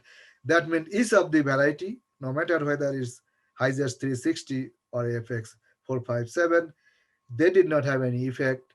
Even increasing potassium did not influence the quality of alfalfa at all. And this is true for all other years as well. We did not see any effect of potassium. That's in one sense is good because high level of potassium application does not negatively influence the productivity and quality of alfalfa. So if I summarize, so the take-home message is that yes, harvesting time, that means age of the plants has great influence on the application of potassium and its response. It is from our soil, it looks like 150 pounds potassium for early harvest or 100 pound potassium for late harvest is recommended based on these 4-year study results.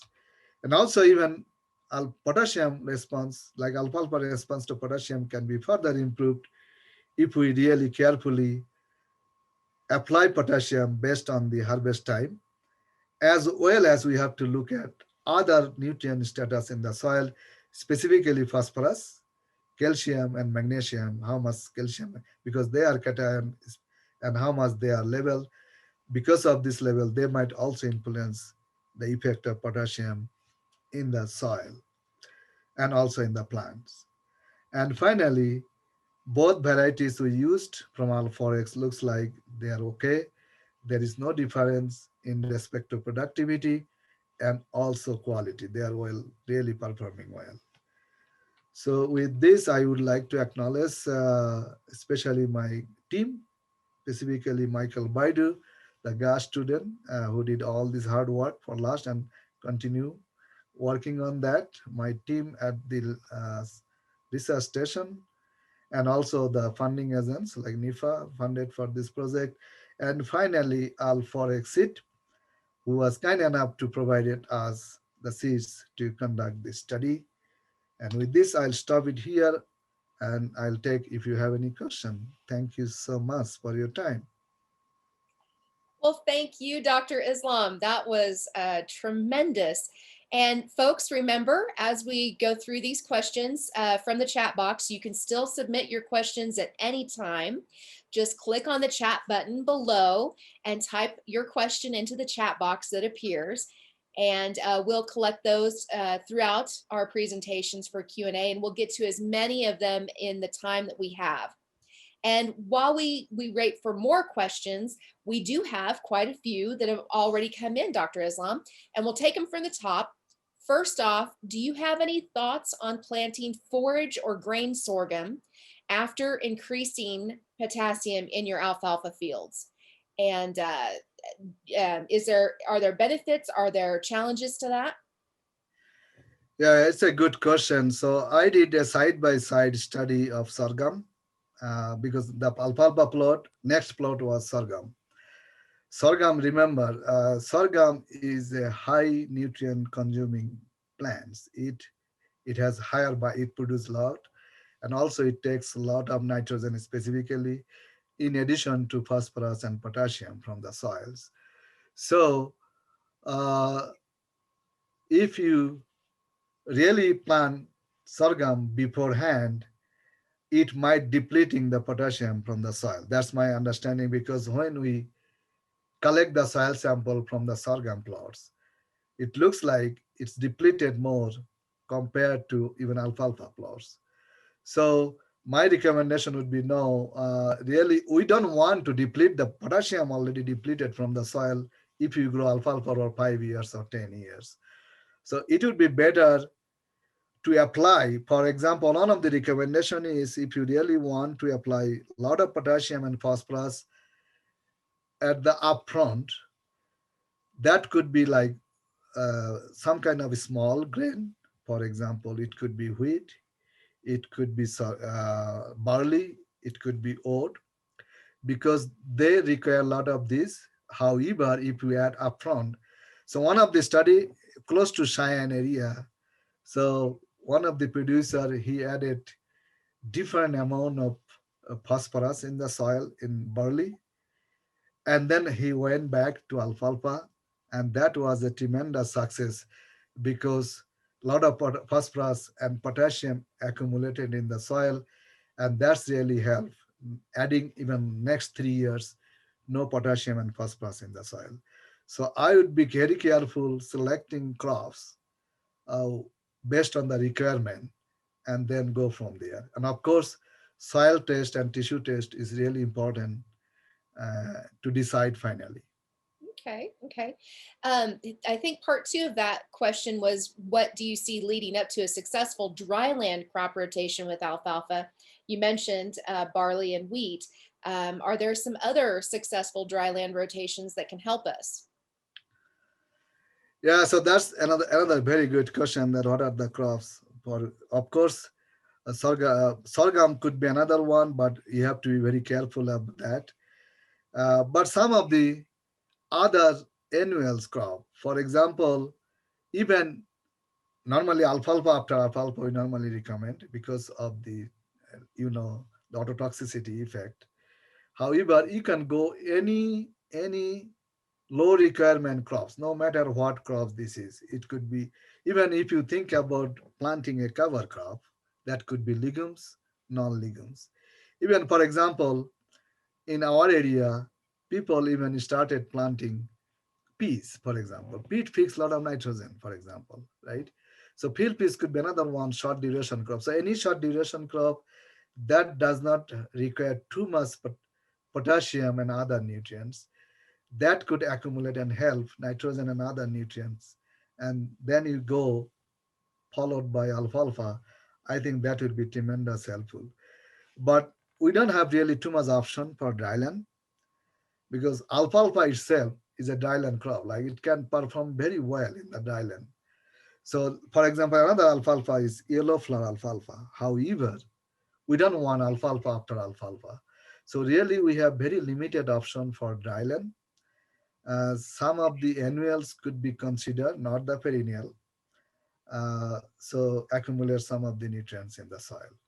But unfortunately, we don't have too much option for dryland situations, other than some of the small grain. Okay.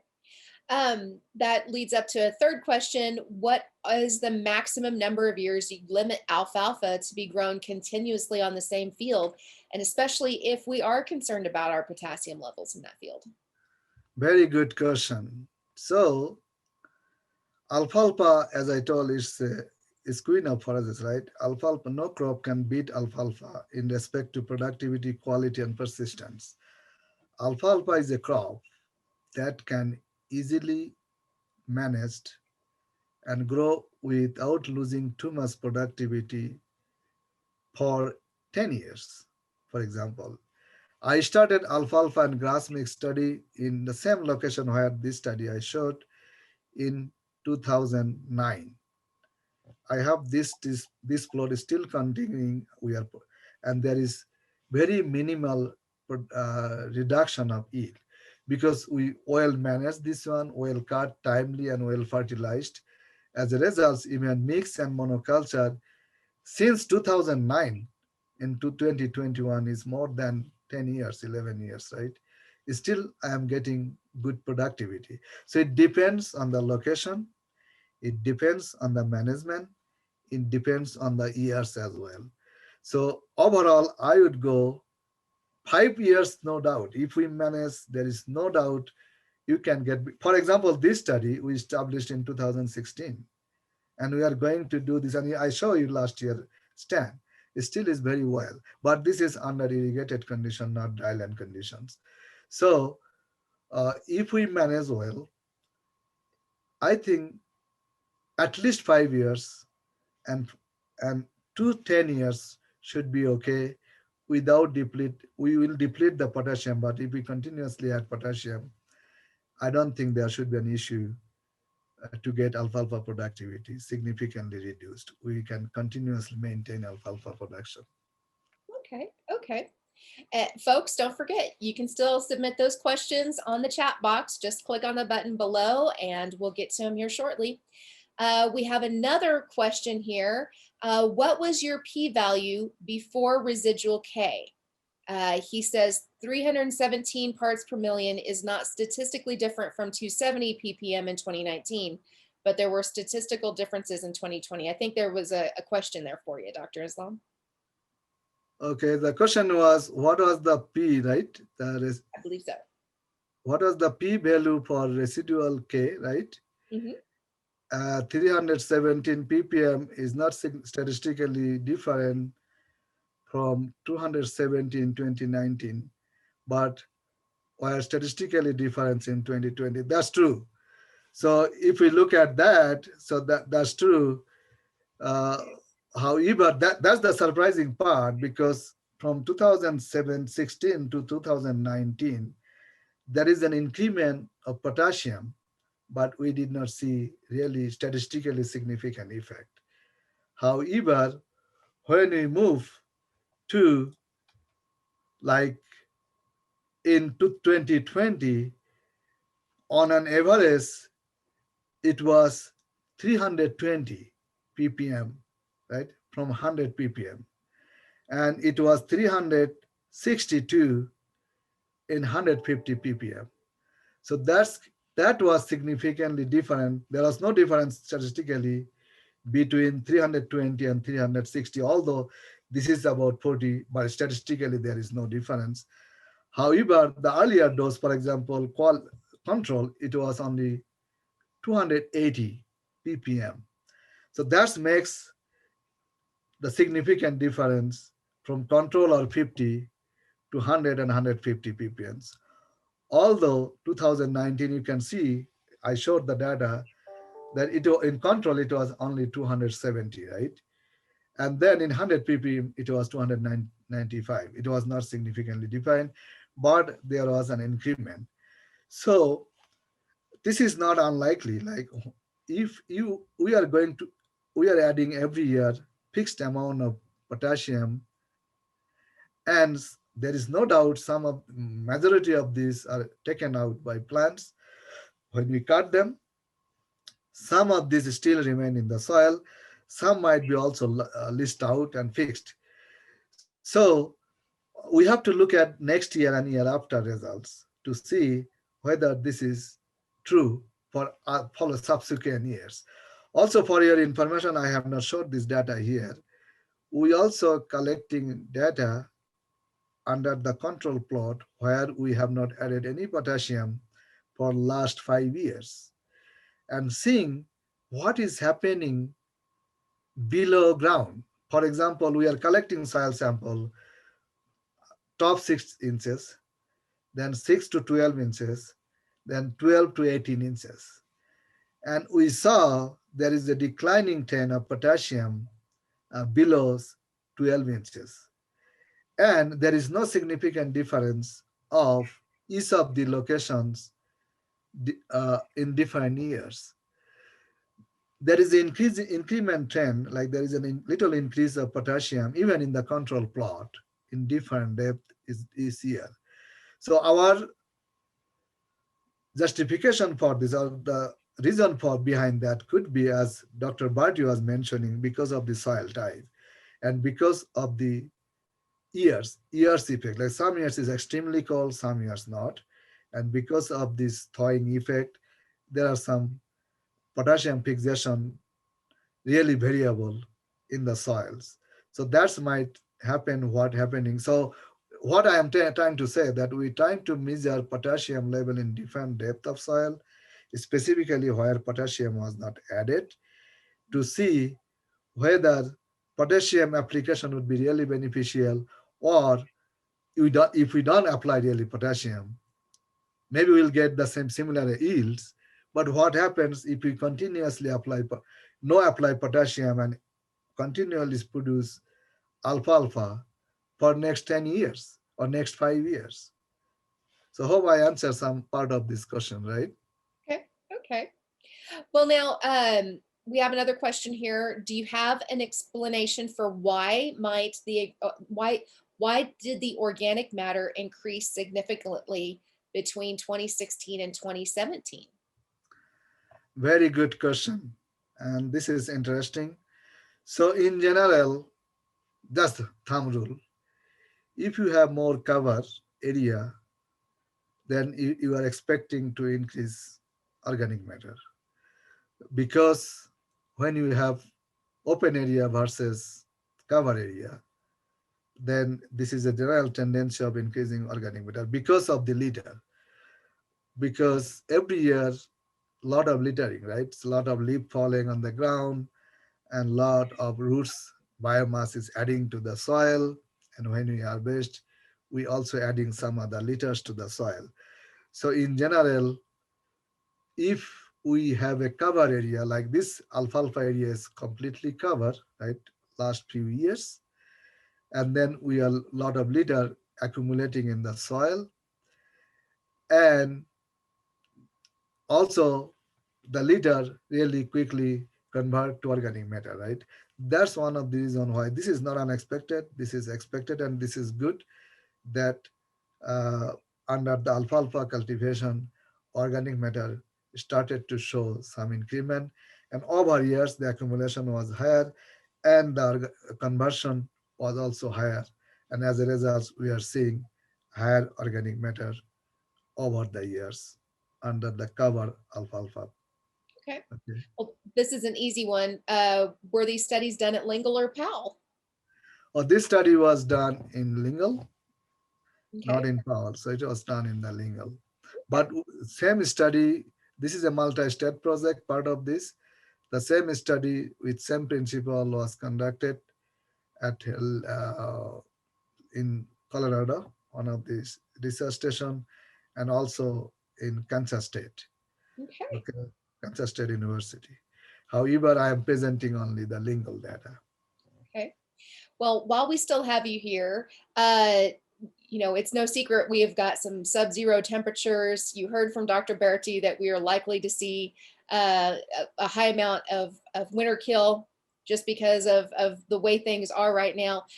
What do you see in your area as far as what would you advise farmers to be on the lookout in this month and next as far as scouting their fields and seeing where they stand, literally where those stands stand? Yes, I would have several suggestions, especially this is called winter injury, specifically for alfalfa. So make sure that you observe your plants, because it's a lot of winter injury can happen. And also I would not recommend, if you really try to graze your alfalfa, don't try to put animal just after the grazing or because of this temperature. So try to wait few days so that this can recover. Alfalfa can quickly recover from those injury, because when the cold temperature injury occurred, the cell, specifically leaf cell, ruptured, and that's really affect specifically blood problem. So if you put your animal, there is a chance of higher blood, specifically for grazing conditions. But if you want to even harvest your plant, so please wait. Don't go just go after that. So wait for good days, sunny days, so that this winter injury goes away. And also other important aspect about, if you have not done your soil analysis yet, I would recommend strongly to go and do some soil testing. Not like this frozen condition, like freezing condition.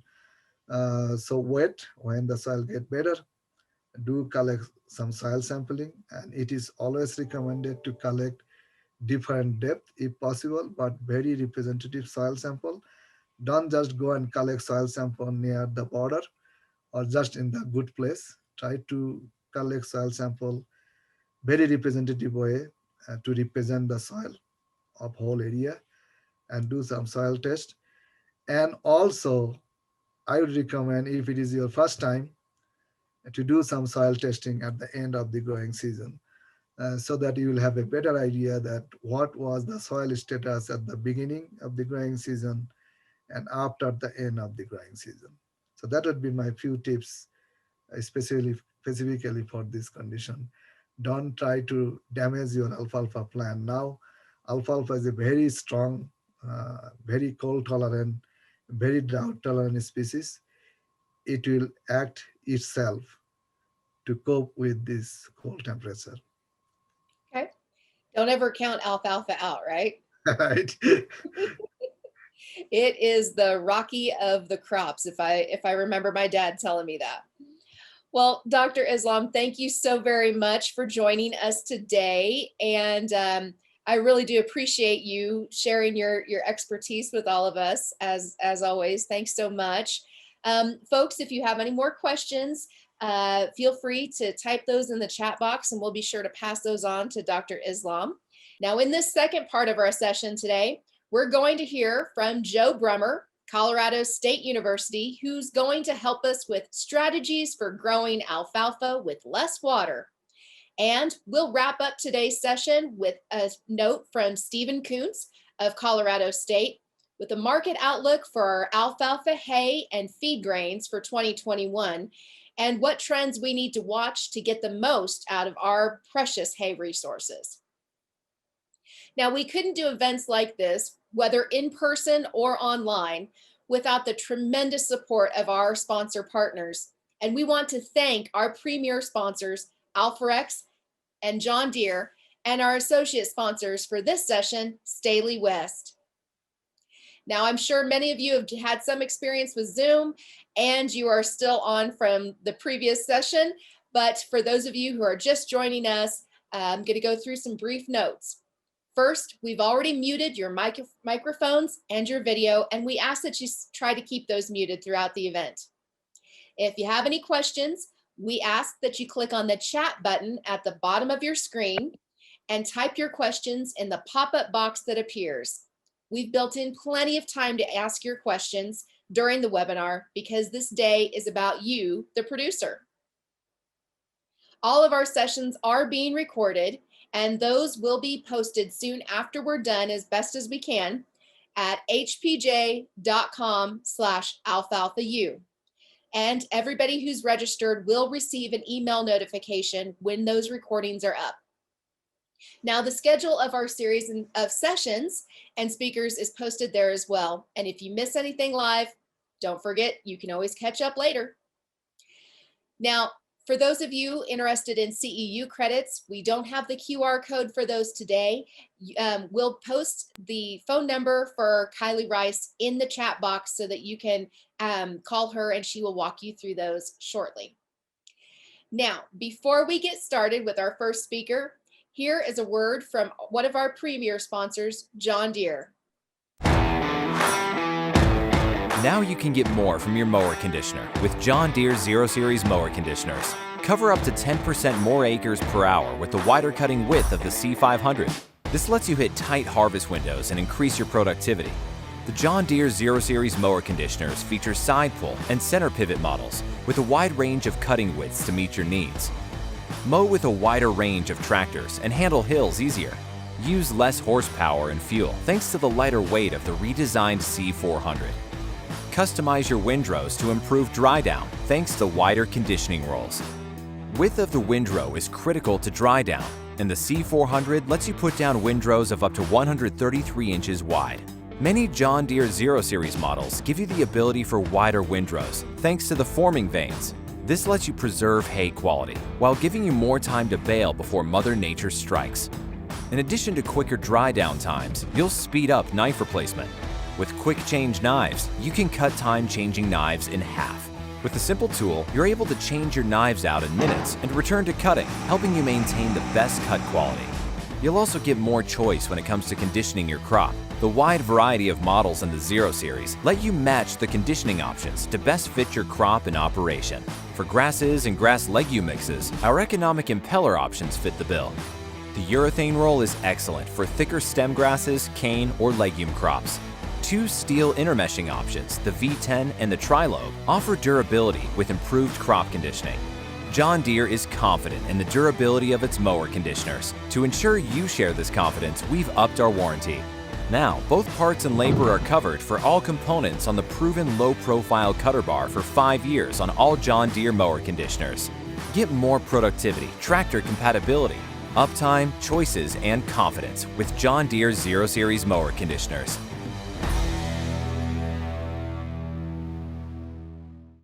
Thank you so very much for that message, John Deere. Later on in this session, we'll hear from our other premier sponsor, Alforex Seeds. And remember, you'll be able to find more information about all of our sponsors and the services and products they have to offer in your registration materials that were emailed to you. You can also find more information online at hpj.com/alfalfau.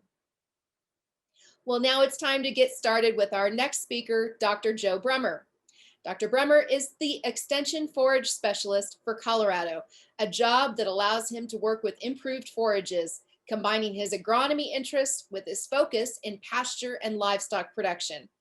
He is particularly interested in livestock and plant interactions, selection of forage species for different objectives, seeding methodology, improving forage quality by interseeding legumes into grass stands, and management intensive grazing, as well as using alternative forages for extending the grazing season. Dr. Brummer grew up on a small dryland wheat and livestock operation here in south central Kansas, and his career has taken him to the sub-irrigated hay meadows of the Nebraska Sandhills, on to the mountain hay meadows of western Colorado. Today, Dr. Brummer is going to lay out some reasoning behind some deficit or limited or partial season irrigation strategies that you might use to help your alfalfa yields, forage quality, and stand health and persistence. Dr. Brummer, welcome to Alfalfa U. The screen is yours, sir. So to kind of get started here, when I was putting this together, I kind of had this thought in the back of my mind that maybe I misled people of what I was going to talk about.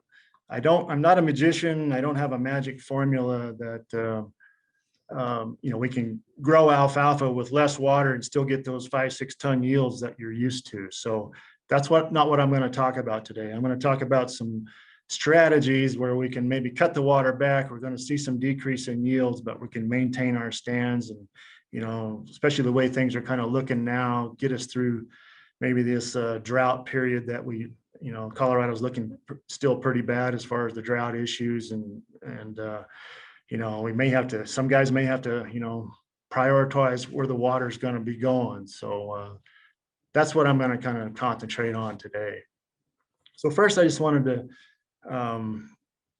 talk just a little bit about some of the characteristics of alfalfa. You know, sometimes alfalfa gets kind of a bad name out there with some people, but you know, it is a cool season plant. It has a long growing season here in Colorado and a lot of the US. You know, it'll start greening up, you know, maybe mid-March there or so. And then once we get into that April time period, it'll start to, you know, use a fairly significant amount of water. And then, you know, it grows all season long as it has water into that October, you know, early to mid-October time period in most areas.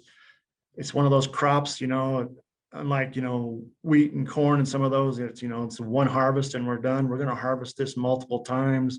Typically in Colorado, we're looking at 3 to 5 harvests, depending on where you're at and how intensively you're managing. But I want to just throw this thought in there about, you know, where alfalfa originated from. It originated in a part of the world, you know, Iran, some of those surrounding countries there, the Caucasus Mountains, kind of other areas of that Asia Minor. And, you know, if you know anything about that part of the country, that's a dry part of the world. And, you know, we've been, you know, people have been growing alfalfa for thousands of years. You know, they found evidence of alfalfa being grown in Iran there, over 6,000 years old. So when we look at it, you know, again, it often gets this bad rap for this high water use. And, you know, some of that maybe is a little bit deserved, but when you think about it, you know, it's a long season crop, it's a cool season crop, and it grows for a long period. So I pulled out these numbers here for consumptive use for different parts of the state of Colorado. And you can see it, you know, depending on, you know, Colorado's a very diverse state. And so we have this diversity of elevation, diversity of environments. And, you know, you go down to Walden there, high elevation mountain type country, you know, 16 inches of water. Then we go out onto the Eastern Plains here, you know, the Sterling, the Rocky Ford area, you know, we're up in that, you know, mid 30s. You know, 37, 38 inches sometimes. You get into the southwest part of the state around Cortez, maybe around 30 inches. That hot country over around Fruita, Grand Junction, again, it goes up around 36 inches or so. So, you know, that's a lot of water that it's we're putting on alfalfa. You know, this is combined water, both soil, well, you know, what we get from Mother Nature that's stored in the soil and what we apply as irrigation.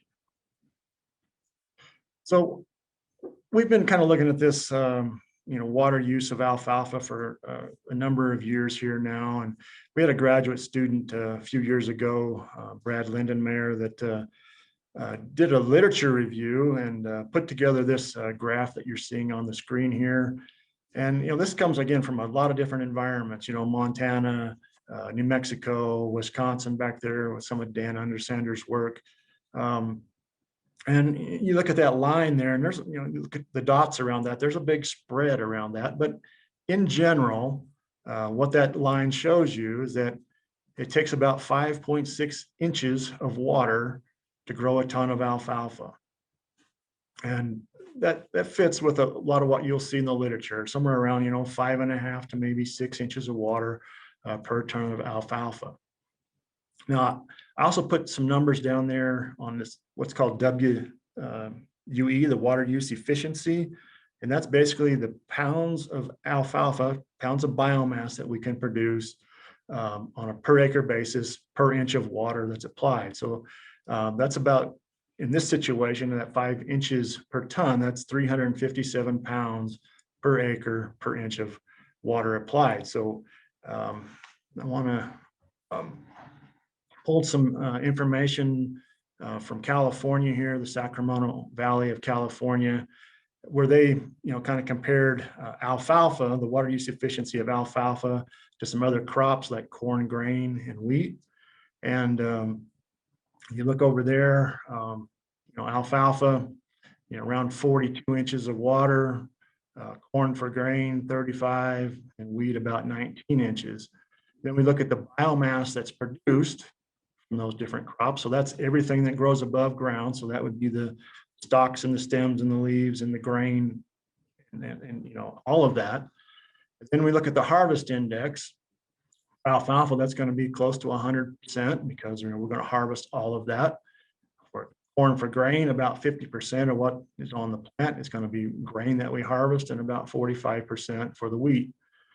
Now, when we look at that's the economic yield over there. If you take that 50% times the 19,000, the 45 times the 10,000 there.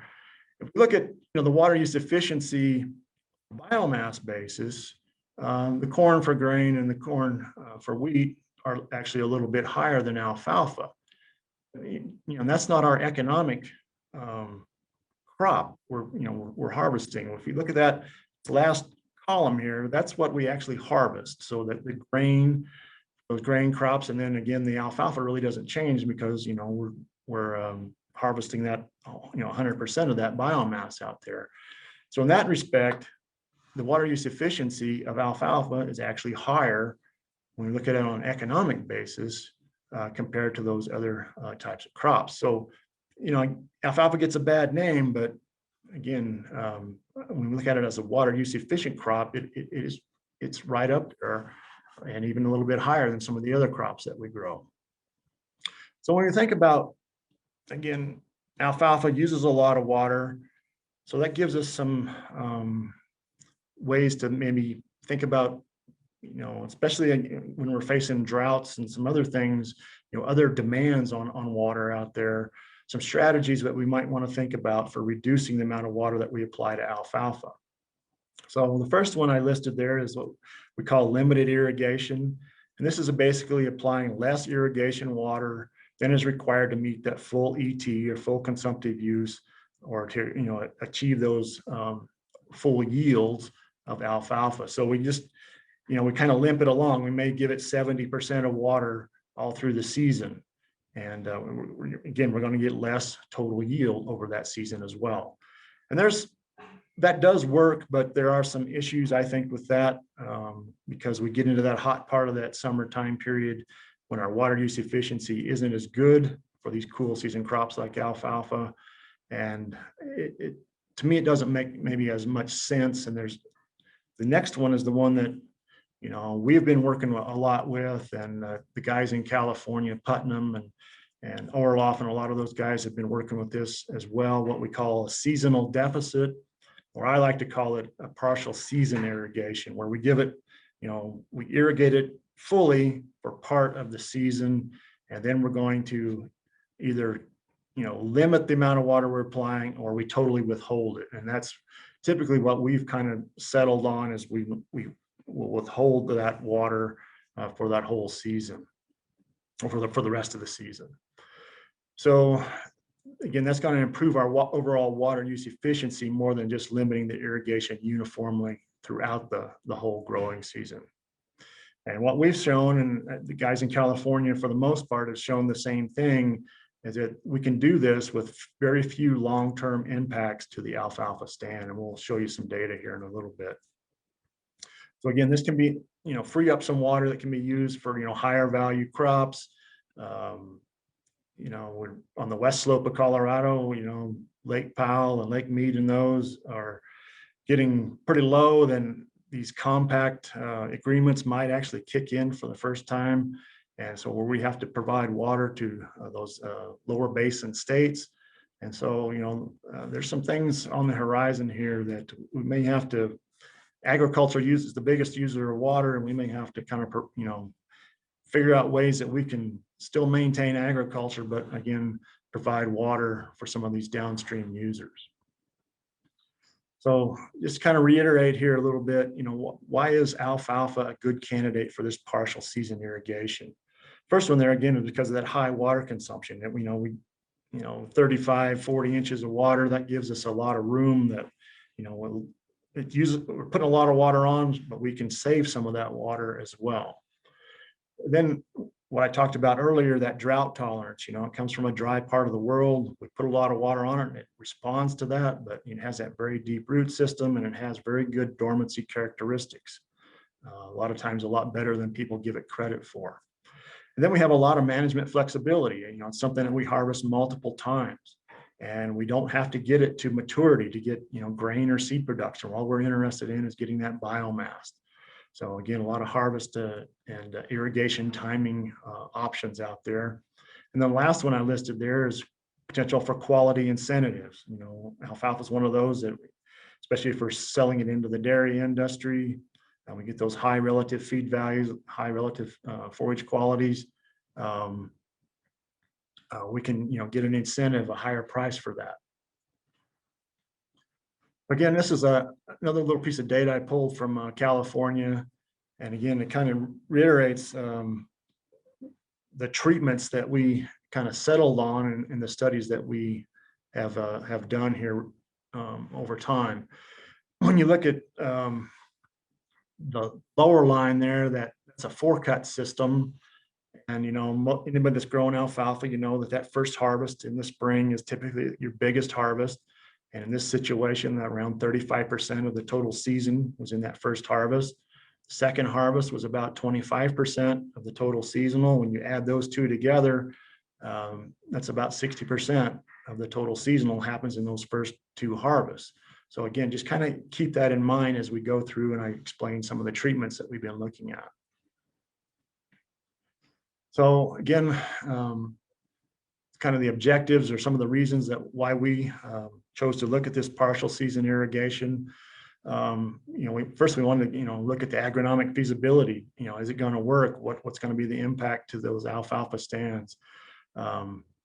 And one of the first studies we did was here on the Front Range and kind of eastern plains, and trying to look at alternatives to the old buy and dry approach, you know, where the municipalities come in and buy up farm ground and then they transfer that irrigation water to the cities. And then we're left with just dry land situation. And here in Colorado, where we get, you know, 12, 13, 14 inches of precip in eastern Colorado, we don't grow a lot of times. You know, on the western slope, we've been looking at it, again, because we're an upper basin state and a headwater state. And so there's these compact obligations to provide water to, you know, those lower basin states, you know, Nevada, Arizona, California. And if those kick in, we're going to have to figure out a way to do that. So can we maybe set up kind of a water banking type system? And then I threw this last one in here because, again, that's to me on the horizon this year, is that, you know, a potential drought mitigation strategy. And I think alfalfa could play a big role in that. So for those of you out there as hay producers, you know, we need to confirm if this is worth pursuing as a method, you know, to save water or free up water for other uses. You know, we want to look at the forage yield, impacts on that forage quality, and then the associated recovery period of those alfalfa hay fields in different regions here in Colorado. So one of the first studies we did was in conjunction with the Northern Colorado Water Conservancy District down here at Berthoud. They put in a linear drive sprinkler system that had, you know, solenoids on all of the heads, and we could really, you know, control and monitor the amount of water that we were putting on different plots. So we had a fully irrigated treatment where we met full ET requirements of the alfalfa. And then the second one there, we irrigated it fully through that first cutting, cut off any water, and then we resumed watering it after that third cutting. We called that a spring fall. And we really thought this one might have some application when we first thought about it. You know, those cooler part of the year, water use efficiencies would be higher on that cool season alfalfa plant. But in reality, when we got into this, you know, we go into that mid part of the summer and we cut the water off, we stress the plant, and we bring that plant out of stress with full irrigation later in the season. We take that last fourth cutting off of it, and then it has to prepare for winter. So, you know, the plant just ends up being stressed too much, really, I think. So the two that really kind of panned out for us is this stop irrigation after that second cutting, or stop irrigation after the first cutting, and you just basically let it, you know, whatever it gets from Mother Nature, whatever's left in the soil, and then it's basically going to go dormant or semi-dormant after that. So here's some of the data that we got off of that. In 2006, when we first started this first year, we applied fully irrigated, got about 24 inches of irrigation. That stop after second and that spring and fall, about half that, around 11.5, 12 inches of irrigation. And then that stop after first, which was the most severe treatment, only about 3.6 inches of irrigation water. And so you can see the tonnage there. The yield went from 8.2 tons on that fully irrigated down to 3.6 tons per acre on that stop after first. So again, you're going to give up yield, but again, you can save a significant amount of water that can be used for other things. Now, when we look at 2007, it was a fairly different scenario here. Not quite as much irrigation water applied, about 21 inches on that fully irrigated, around 10 on that stop after second and the spring fall type treatment, and only about 2.7 inches on that stop after first. But if you look at the tonnage there, the tonnages were increased. So the reason for that is the difference in the precip over the growing season. In 2006, it was only 4.5 inches. 2007, that summertime period, was a pretty good precip year for Colorado, around 10.5 inches. So that made a huge difference. And one thing I did want you to notice here on that first cutting, which is the lower part of those bars, again, even though we had stressed these plants with those 3 treatments there to the right, look at the yields on that first harvest.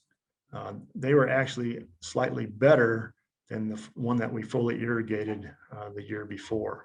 So again, alfalfa shows a lot of resilience to these stresses.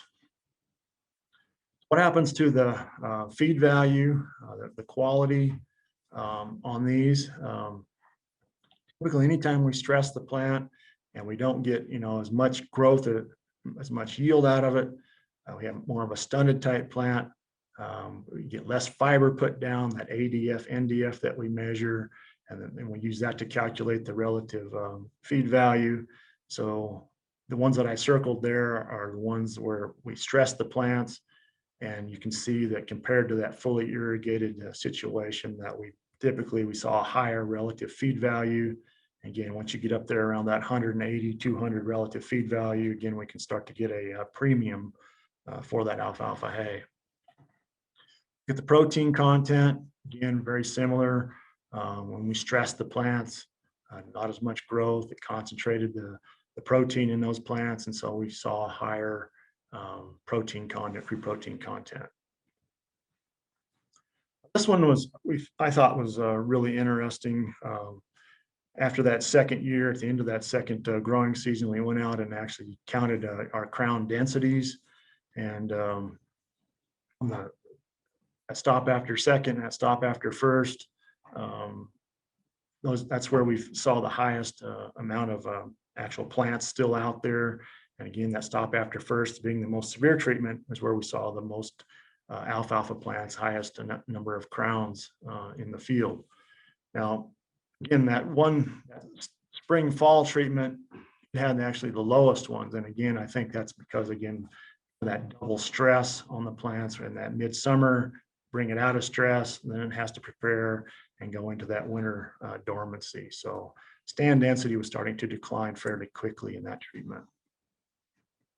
That was the Berthoud study, and then we did some work over on the western slope. Worked with Paul Kamar out of Eckert, Colorado, and then our 2 research centers, the one outside of Fruita there, close to Grand Junction, and then the one in the southwest at Yellow Jacket. Again, looking at some of these treatments, fairly good size field type scale. So again, we had the fully irrigated control, and then we did the stop irrigation after the first and the stop irrigation after the second, again, looking at yield and some of those quality factors.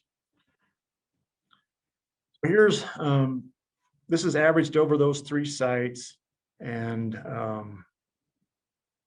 averaged over the 2 years of the study.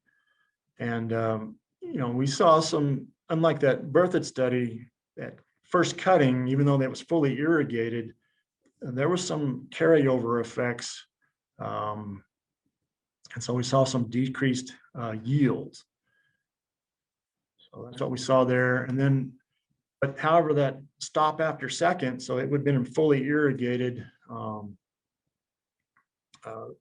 through that second cutting. So even though we saw some decrease in that first cutting, it had pretty much fully recovered and had equal yield to that fully irrigated control plot. And then, of course, once we cut that irrigation water off, we saw a decrease, at that third cutting. Quality, very similar to what we saw in kind of the Berthoud study there. A difference in by cuttings for sure. But when we kind of look at those actual treatments, and we actually did see a decrease in that total fiber content again, because we tend to stunt those plants and they don't put on quite as much of that lignin and cellulose and hemicellulose and those types of things that lead to that higher fiber and a lower relative feed value type number. There's a digestibility, again, fairly similar. That stop after that in the second cutting there, the stop after first would have been the stressed plant, so it had a slightly higher, around 6 percentage points higher digestibility. And then both the stop after second and stop after first in that third cutting again would have been stressed. So about a 4 percentage point increase there in digestibility. So again, we're not producing as much, but we get a higher quality product. So here's just some photos from 2013 and 2014 at the Eckert site. And see, especially down here in 2013, time we got to that September time period, around that third harvest, the alfalfa was looking pretty crispy then. The thing I wanted to, we give up some yield, and there tends to be some carryover, but when we go to that, so we did this 2 years in a row. We applied those limited irrigation, partial season irrigation treatments for 2 years in a row.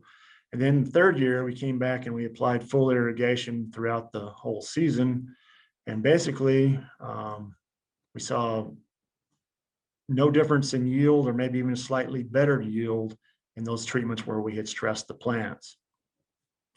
So we continued on with this and worked with Paul Kmeyer again, and we did slightly different treatment, or added a different treatment here. We did the stop after second because that looked like a very promising treatment.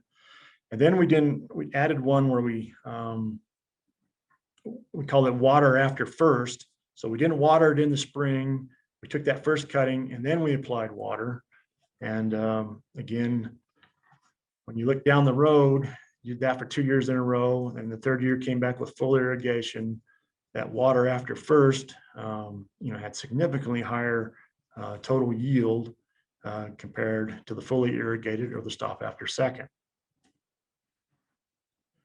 Then I wanted to show you, just conclude here, looking at the Fruita site, the research center over there. In 2013 and 2014, these photos are from the third harvest. You look over to the left, that's our fully irrigated. This one here is the stop after second, and then the stop after first. And then the same thing in 2014, again, a hot, dry year. The scientist, Calvin Pearson over there, he called me up and he says, "Joe, I think your alfalfa's dead." And it was dry and crispy. But again, we saw, that decrease in yields that first 2 years, but when we came and we put that, fully irrigated, and again, that stop after first, that's the one where it was, dry and crispy there.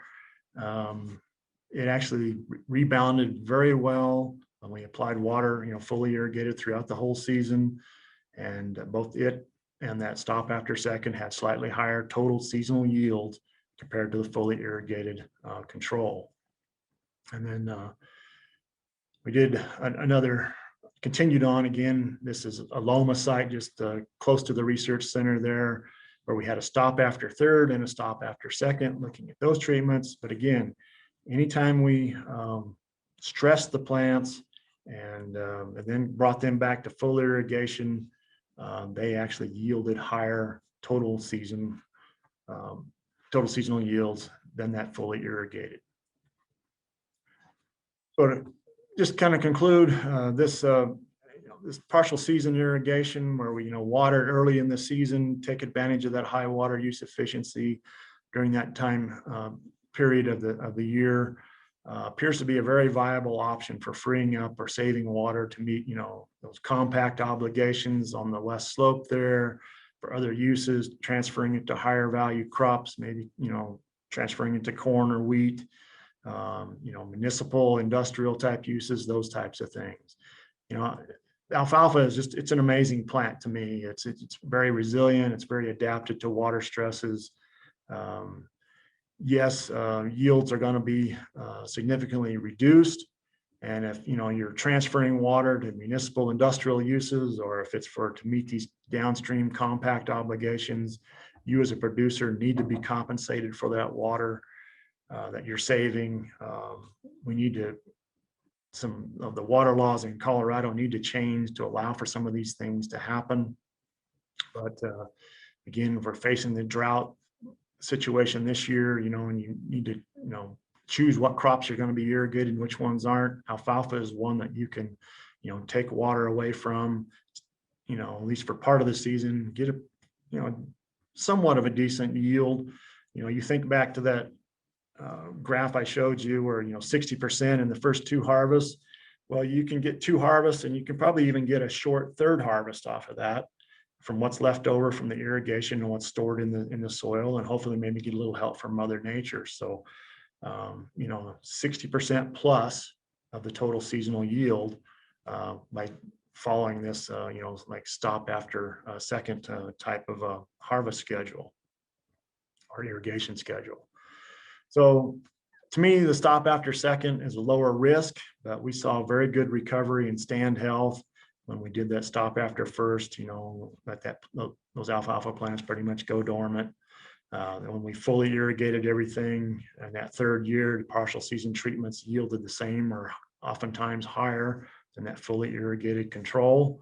And some of the things we observed on the west slope, we have a lot of trouble with alfalfa stem nematodes, and we saw a lot less impact from those when we reduced the water that we were applying.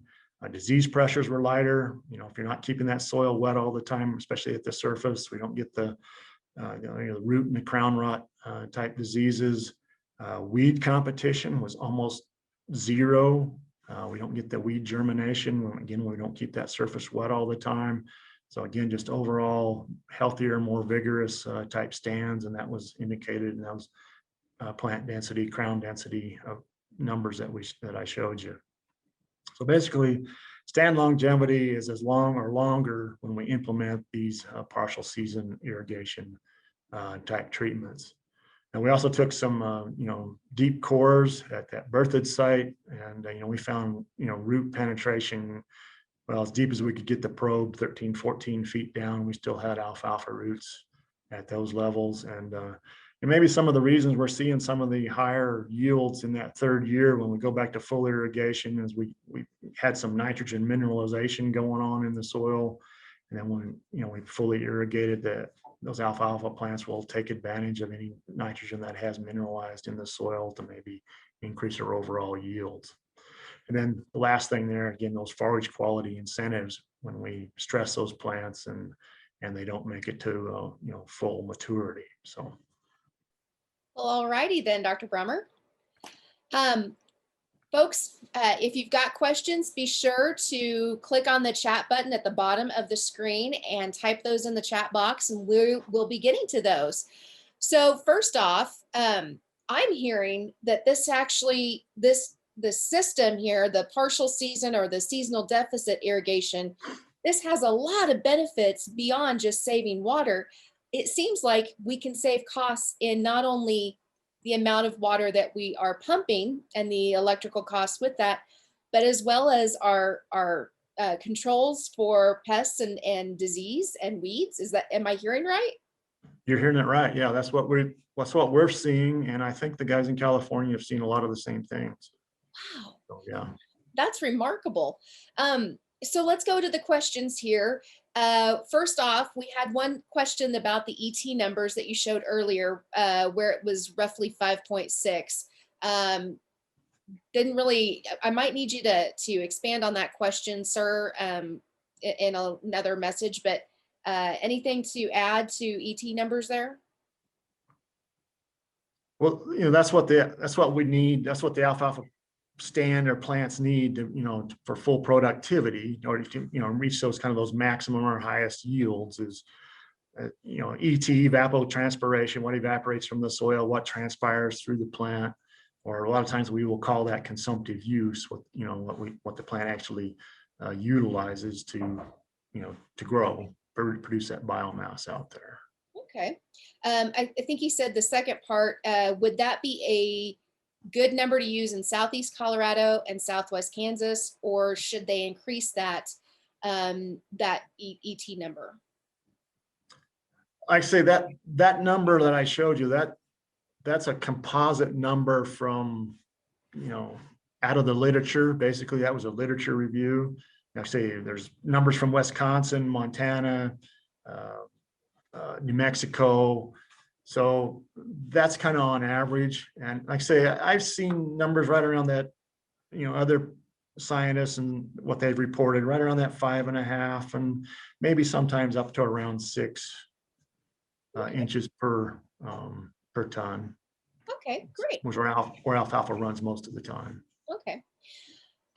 Real quick question here from one of our attendees. Is limited water, is it better to use all the water early and just get it all applied on at once? Well, that's basically what we were showing, that stop after first, just fully irrigated it, and that's typically when guys are going to have the most water is in the early part of the season. And as we go through the season, depends on where you get the water, if you're pumping it or if you're, a lot of Colorado, it comes as ditch water out of the mountains. So yeah, use it while you've got it, and then just let the plant go dormant or semi-dormant. Yep. Okay. Let's see here. We've got a question. What exactly was the fertilizer program that you might recommend if we are going to switch over to a partial season or a seasonal deficit irrigation scheme? That's a good question. I hadn't really thought about that one. Okay. You're still going to need to apply, some level of phosphorus and potentially potassium, and we don't need to apply any nitrogen for sure to alfalfa, but you still want to keep, watch your levels of P and K for sure.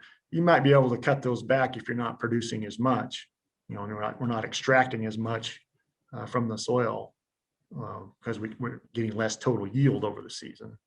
Okay, good. From our friend Don Miller, do you have any ideas for areas that have 5 to 6 cuts of alfalfa in a season, as far as some partial season irrigation schemes? I haven't worked with that because Colorado's mostly, 3s and 4 cuts, a few 5s. I think the guys in California should have some data on those areas where you get those higher numbers of cuttings. Okay. From another follower, on the 3rd year, everything was fully irrigated. Now, would you recommend this, or could you go more years with partial season irrigation without significant stand depletion issues? So could you go perhaps 4 years or even 5 years? Yeah, that's a good question, and I don't have a really good answer for that. The guys in California, they've been looking at just 1 year and then going back to full irrigation. We decided to try for 2 years, but we haven't looked at anything beyond that. So, I think the longer we go, the longer, the greater the potential is for more damage, more stand decline, or quicker stand decline. But I can't say that for sure because I just don't have the information or data to back that up. Okay. So in a wet spring, when is the best time to water? When we start to dry out, and then, use our available water then? Well, yeah, I mean, you want to, you always have to look at what Mother Nature gives you for sure. And, if you're getting good spring moisture, yeah, a lot of times, I mean, sometimes guys don't even have to put on any water in that spring time period, depending on, what we get from Mother Nature. So yeah, when it starts to dry out, you don't want to let those plants get stressed, because that just, it's going to cut your yield back, and you want to maximize your yield while you have the water. Okay. Now, what should a farmer look for in a variety of alfalfa if they're thinking about, well, I need to replace this stand anyway, I need to replant anyway, and I've got this on my mind that maybe I'm going to have to switch to a partial season or a seasonal deficit irrigation plan. Have you looked into what are the quality characteristics of an alfalfa variety that they might need to be looking out for? No, we haven't looked at that specifically, but if you think you're going to maybe get into a situation where you need to implement, maybe these early season irrigations and let it go dormant, you're probably going to want to go with, I would think you want to go with instead of a fall dormant 4, you may want to go with a fall dormant 3. So it's not trying to grow in that later part of the season. You want it to, go dormant and stay dormant. Okay. So I would go with a, shorter season, lower fall dormancy rating. Okie dokie. And we already talked about, you touched on the longevity of the stands, even under these irrigation scenarios. The longevity is still the same or better? The same or better, yeah. I mean, like say our stand counts or crown densities were actually higher. Seemed like the more we stressed it, the higher they were. So. Wow. So where do you think you're going to take the studies in the next 5 years or so? What are the other questions that you want to ask and answer in your research?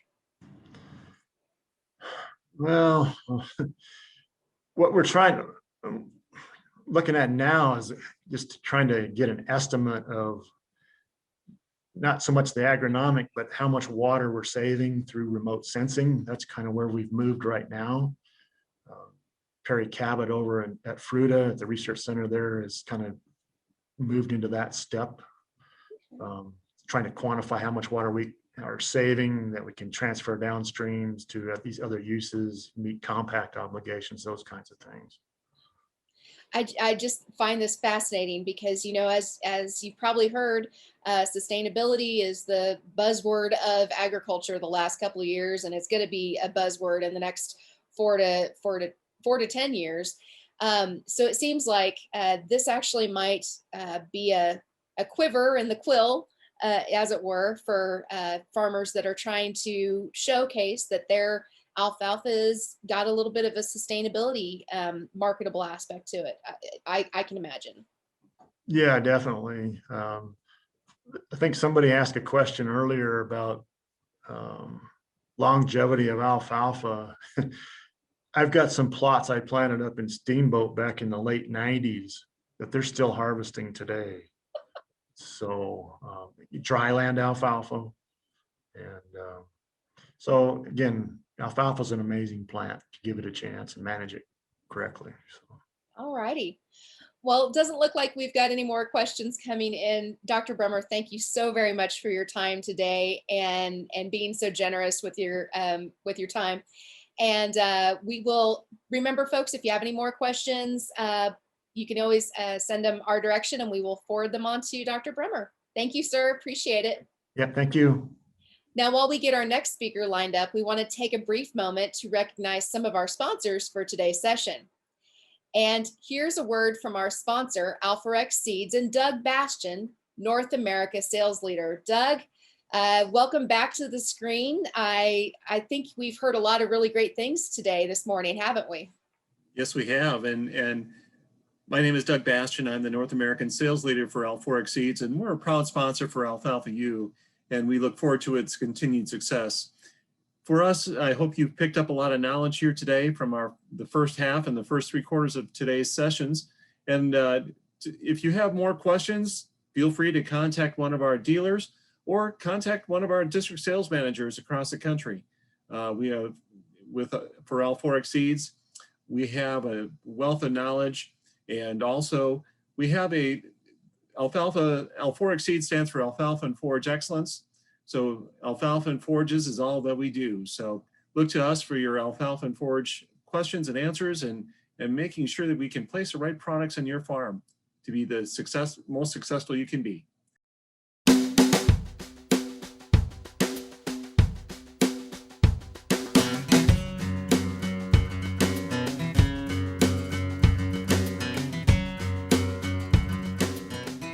Alforex Seeds prides itself in having over 300 distributors and dealers across the U.S. representing the Alforex and Dairyland Seed brands.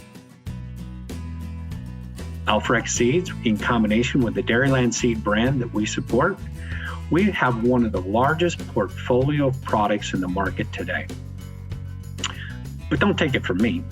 Why don't we take a little bit of time and listen to some of our very satisfied customers and how our products performed on their farm. Again, welcome to Alfalfa University, and here, let's take a listen to some of our customers.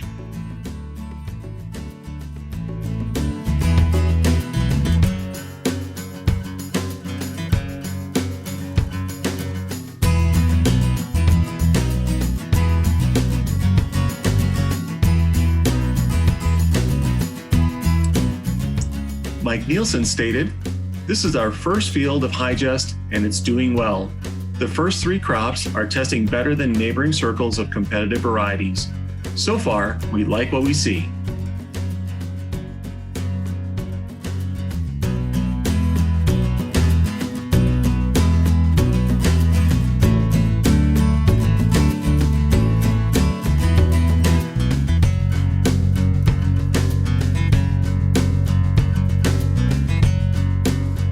Jake Brock shared, "We're on a 3-cut system and tonnage is big time for us.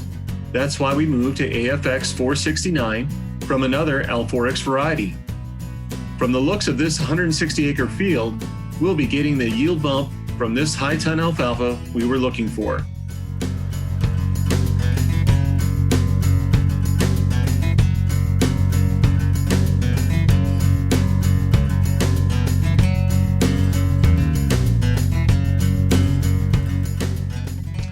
Danny Joe Farms stated, "When salinity is a problem, getting a picture-perfect stand can be a concern.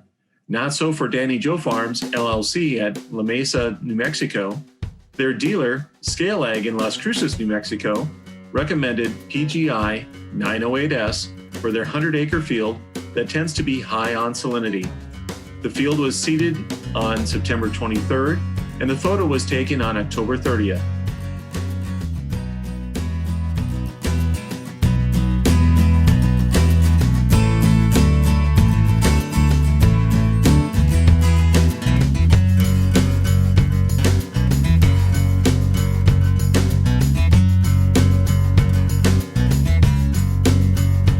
Mike Schuppe stated, "Dairyland HybriForce 3420 consistently yields a fine stemmed product that tests well and is a favorite among our customers."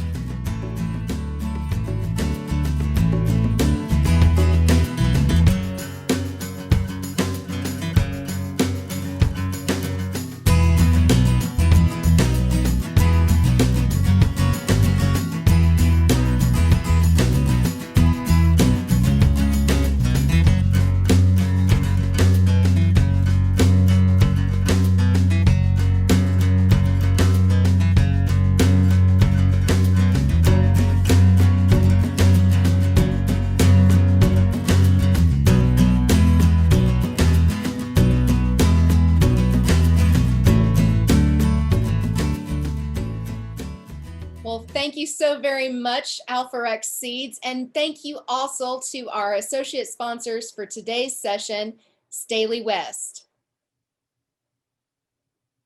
And now let's bring to your screens Colorado State University's ag economist, Dr. Stephen Kuntz. He's going to share a market outlook for alfalfa hay and feed grains for this coming year. And we're going to learn about trends we need to keep an eye on these coming months as we approach haying season. Dr. Kuntz, take it away, sir. The screen is all yours. All right, so let's do a little bit of outlook. Let's talk a little bit about some commodity markets and what's going on in that area. I think we've got some interesting times ahead of us.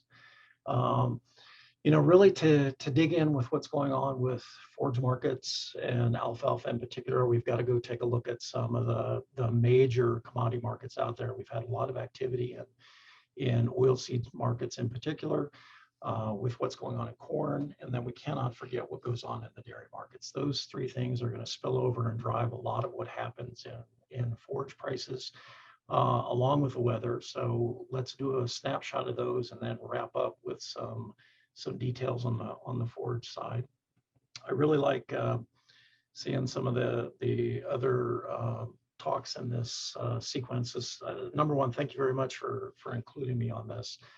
I like seeing the other talks because they have such great photographs. I just don't have any really good pictures of corn markets or alfalfa markets. It's hard to compete with those guys. I watch them talk and just get lost in what they're trying to communicate. So a little bit on the commodity market side, we've had a lot of surprises really with trade and production. With some of the basic commodities. I think we're back with soybeans being really in the driver's seat. This was the case 3 or 4 years ago, so we're back in that. We've got corn really racing to keep up with soybeans, and that soybean market is really your high protein feed that's going to spill over and have some impact on alfalfa in particular and some of your higher quality alfalfas. We've seen some really strong exports in both these markets. But the concerns that are out there are really on the dairy side. We've got lots of volatility in class 3 milk prices and some extremely big cow numbers going into the spring flush. So that's the real troublesome thing on the horizon. Dr. Brummer is exactly right.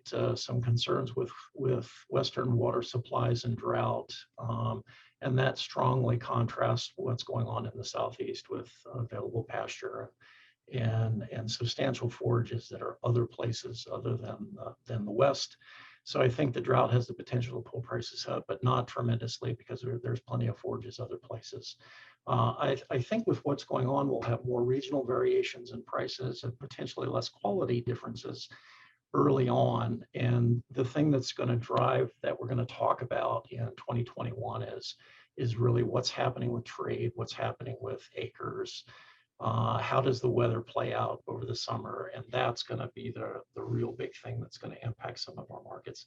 And in particular, if you've got good alfalfa hay to sell, you're going to have to keep track of what's going on in dairy products, in particular cheese and class 3 milk. So let's take a look at those markets that are driving things. This is your soybean meal price, and it's gone from it went into early fall of $300 a ton. And then it's wound its way on upwards to this $450 a ton mark, and that thing is real. I mean, what's going on here is not a figment of the futures market's imagination. This is something that's driving the market, and will impact it through the rest of 2021.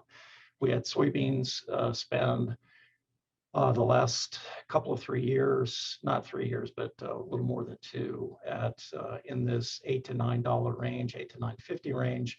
And they just went screaming from $8.50 up to $14 a bushel. And again, the cash market has moved right along with it.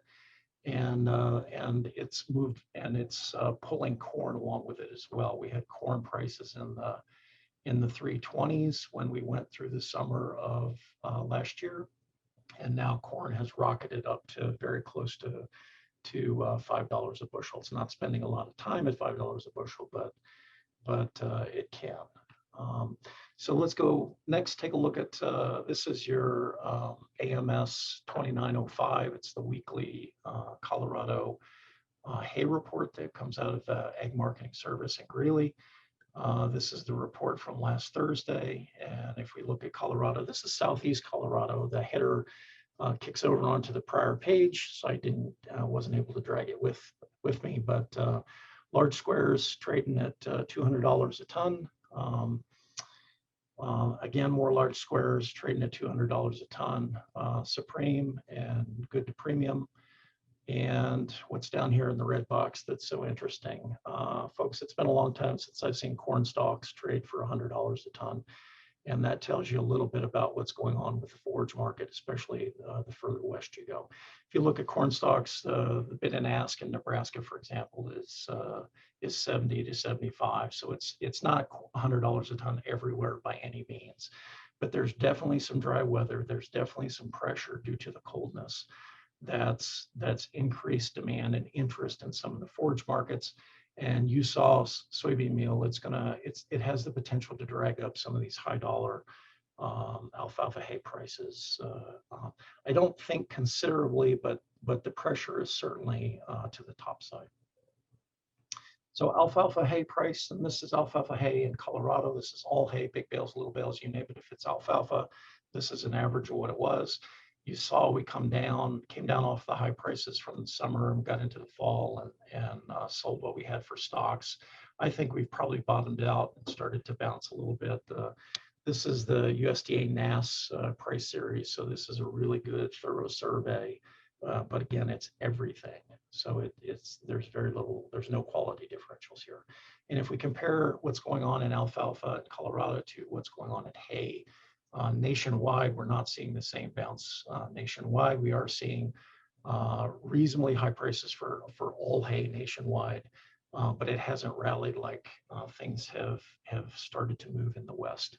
If you do a little bit of digging in some of your state price reporting, you can find some examples of, for example, $300 a ton hay, alfalfa hay being sold in California. Again, it's not everywhere, it's just happening periodically. Okay, let's take a snapshot. What's going on in futures? You can see the corn market is upwards to $5 a bushel. This coming harvest is 4.5. Soybeans are 13, pressing 14, and harvest is awful close to 12. And again, those price changes are not the futures market just doing something uncalled for. The cash market prices are moving right along behind it. This thing is real. The adjustments down in what we thought we had for supplies needed to happen, and then we also have very good international demand that are tightening up stocks considerably. And then I'm a bit worried about what's going on over here in the dairy market. We've got $15, $16 milk on the nearby, and they think 17 through the summer, but I think we might have a dose of $14 milk with the spring flush, and that'll be real trouble for dairy producers wanting to buy high quality forage. That price of milk and $5 corn just doesn't go together in making a ration make money.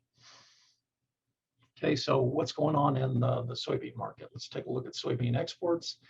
And what I have here is exports to the world in the current year, red line, compared to the 5-year average, compared to the previous year, really a healthy bump. What's the deal there? This is exports to China, and what you notice is the axis here is pretty similar on both these graphs. These big jump in exports of soybeans are going to China. They have rebuilt that hog herd. They're needing to buy feed to supply the hog herd in China, and they're coming here for soybeans to do that. So this is the cause of that real drive in soybean prices is the dramatic jump in exports. If you go look specifically at the export number, the current year, you see that what we're exporting has gone by what we're going to consume domestically. We're not back to higher than we were over the prior 2 years, so we're not back to substantially higher exports. We're just back to where they were prior to the trade war event.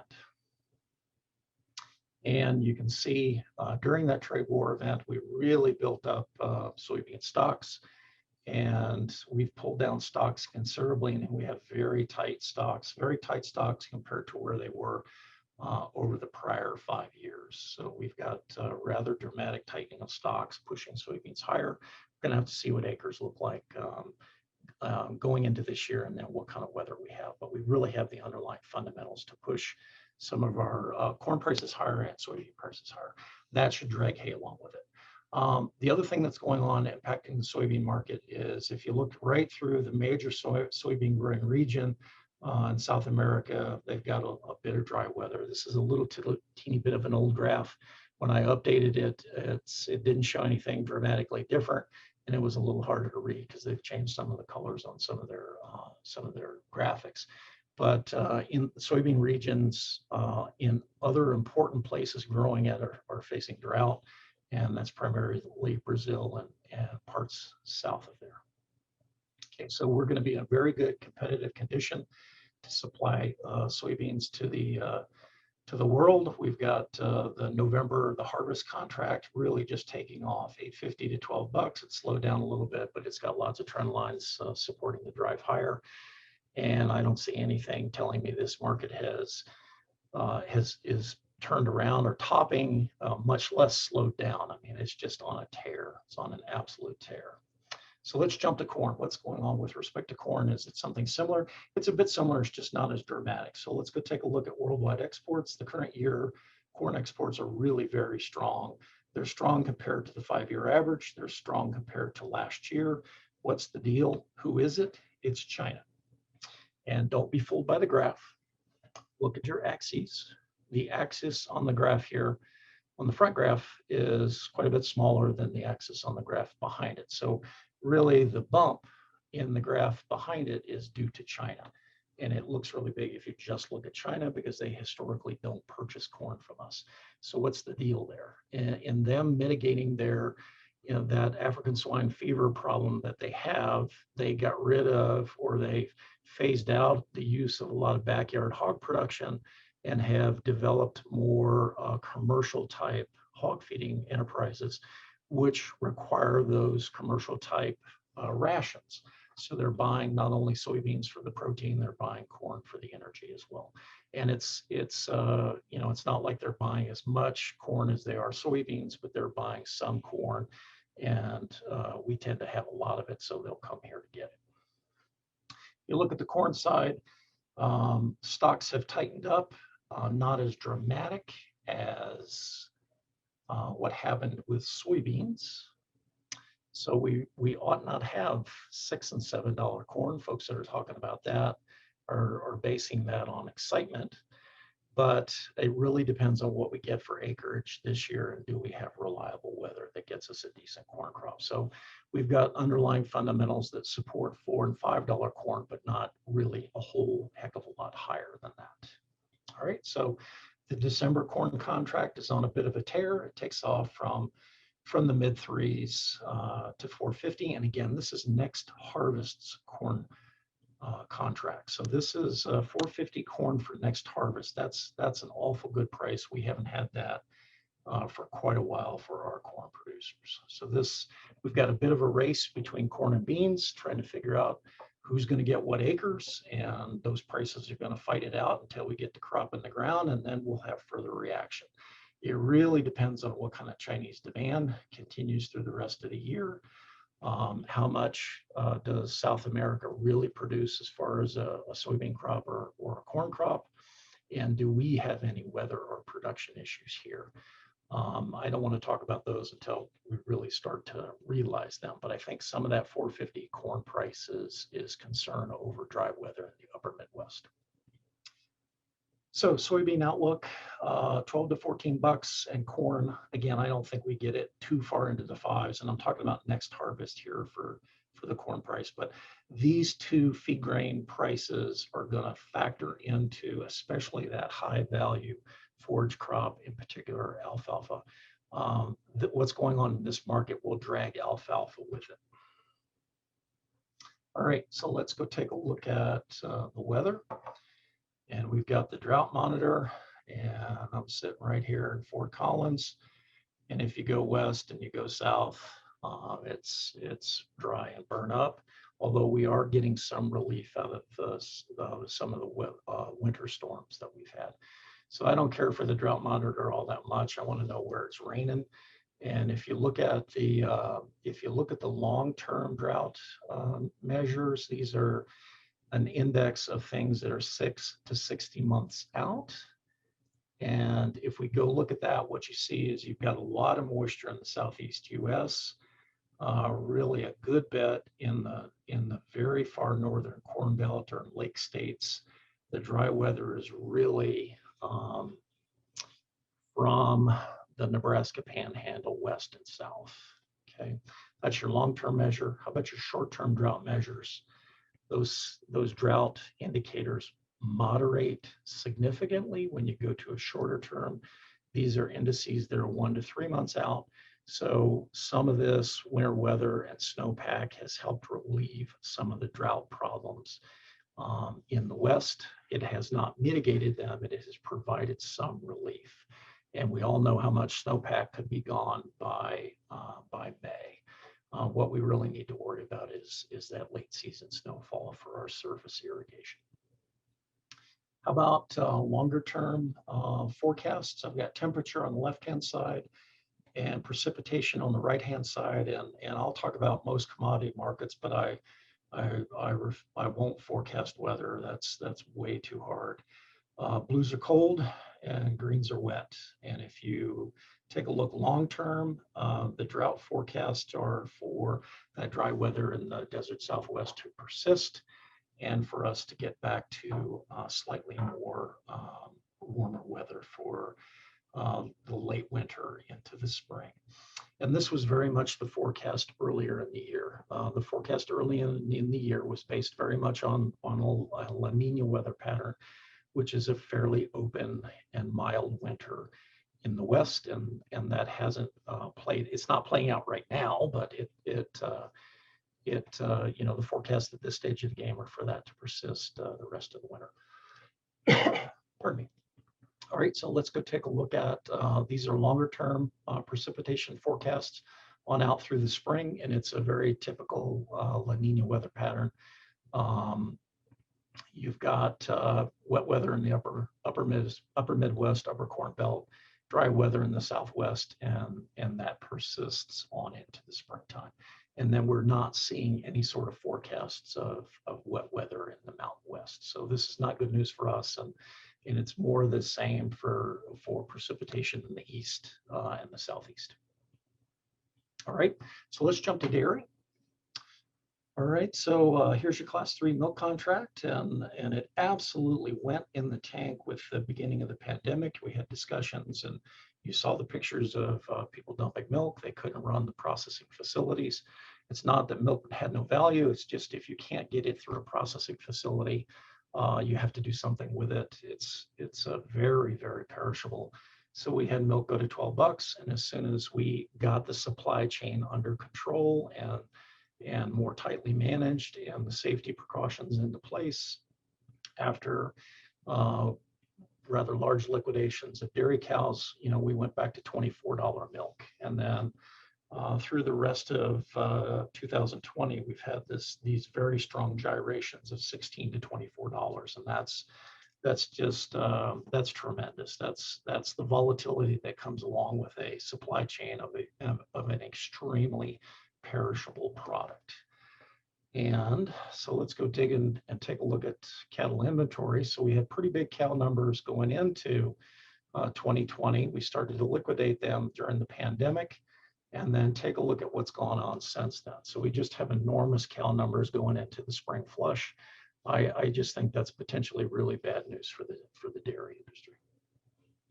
So let's go take a look at cheese prices. Let's take a look at some of the main product prices that your dairy producers are getting paid based on.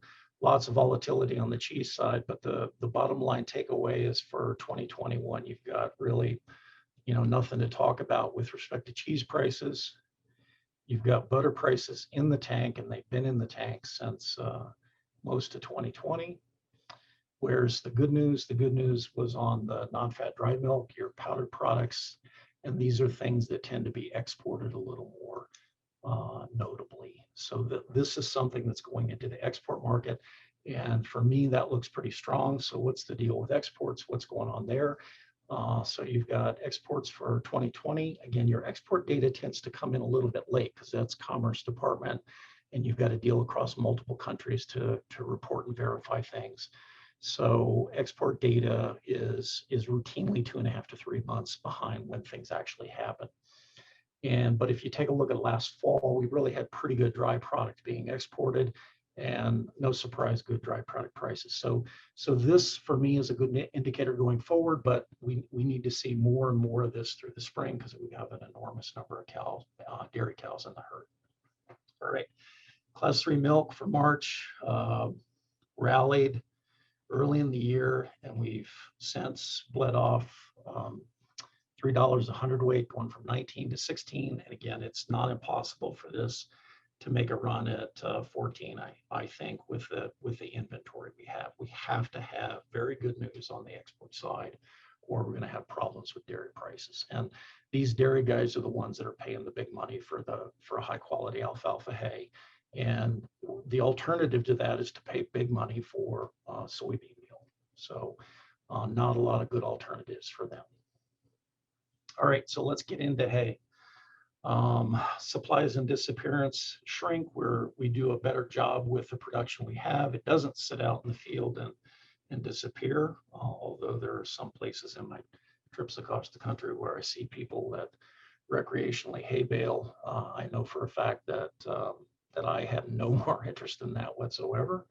All right, so let's take a look at December hay stocks. December hay stocks going into the winter last 2020. Comparable to the prior year, and the forecast for May of 2021 is a little bit of tightening. I would expect that to tighten up a little bit more, and that will create support for hay prices. All hay, not just alfalfa hay, and not just good quality alfalfa hay. Now let's look at the spread of things. We need to look at where the hay is located and look for potential imbalances in supply and demand. So this is nationwide, all hay acres. Where is it grown? It's grown in your outside of your major crop producing regions, and we tend to grow it not so much in the mountains, but in flat spots where we've got water and you know, the climate to be able to produce a good crop. Likewise, where do we have dairy production? Right, so all hay acres. Now let's take a look at, so this is from the December crop report. If we go take a look at how did the acres in 20 compare to 19, that gives you an idea of what we have going forward, who has pulled acreage down. And what I'm mainly concerned about when I look around Colorado is I want to see, you know, what are the color of the state? So they're all growth in hay acres, and we're going to look at production shortly, or we take an acreage out of production. And we've got a lot of reasonably pinks around us. We've got a little bit of greens, but not just a tremendous resurgent in all hay acres. And I think that $5 corn price will put a stop to these green states. All right, so let's look at alfalfa, same idea. And I've got a lot of pinks to reds. So we're reducing acreage, especially in the West. The exception would be Washington State and Utah. And Utah and Arizona, I believe, are comparable to grand totals in Colorado. So you've got to be careful with those Western states. The total volume can be a little on the small side. And let's take a look at not just acres, let's take a look at total production. Again, lots of pinks and reds showing tighter showing tighter production. How about new seeded acres? Are we putting in a lot of acres somewhere? Well, we're putting in a dose of acres in Texas, but not a lot of other places. And how about stocks? So we tend to have hay stocks where the weather's bad and where we have a lot of cows, where you would think they would be. And how does this compare to 19?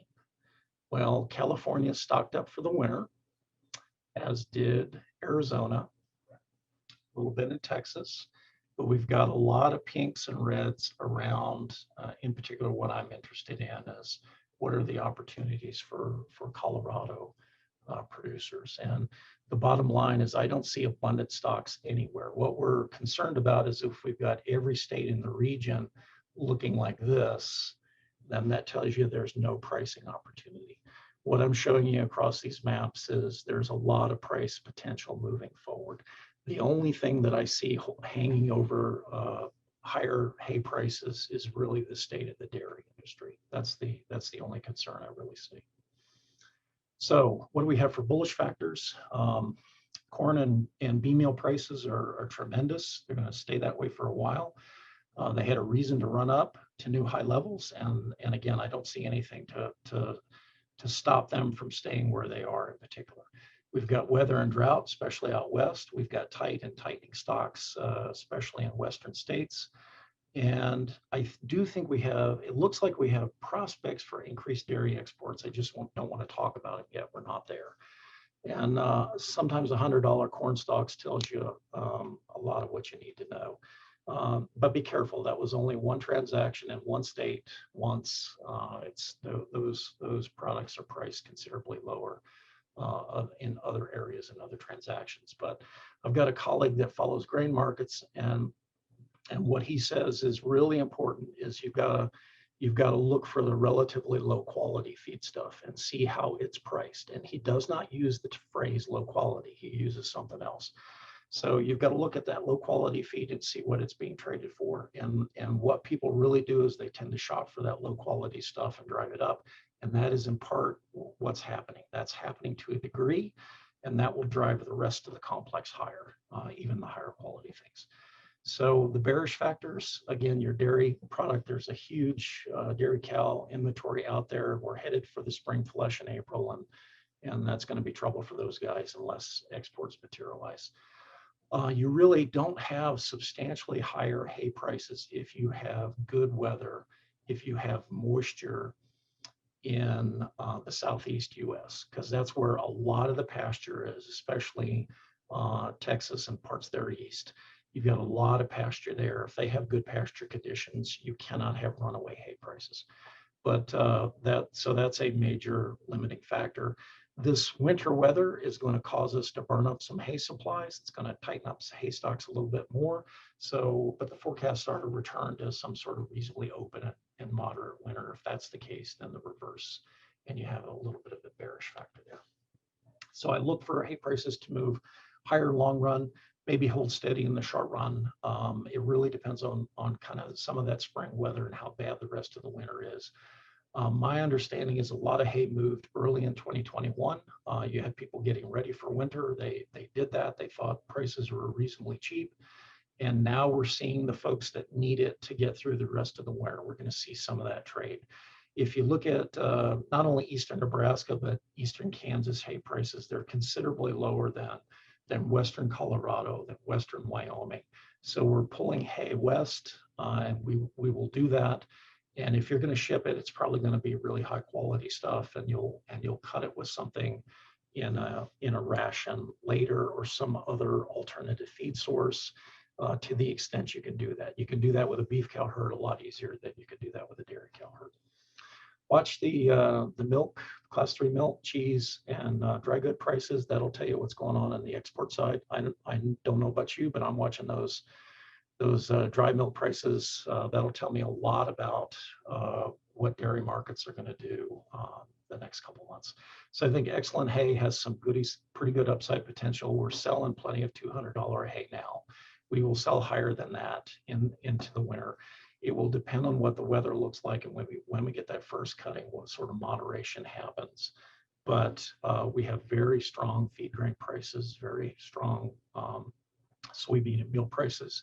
That's gonna create whatever substitute pressures it can to come to the forage market and hold those prices steady. So I think we're looking at pretty good hay prices, and then I'm what kind of topside here. Again, we're seeing a bit of 300 in California. We're seeing regular 200 trade in Colorado of good quality hay. How much does it drag the poorer quality with it? I think that'll be an issue. So I think there's lots of upside potential here.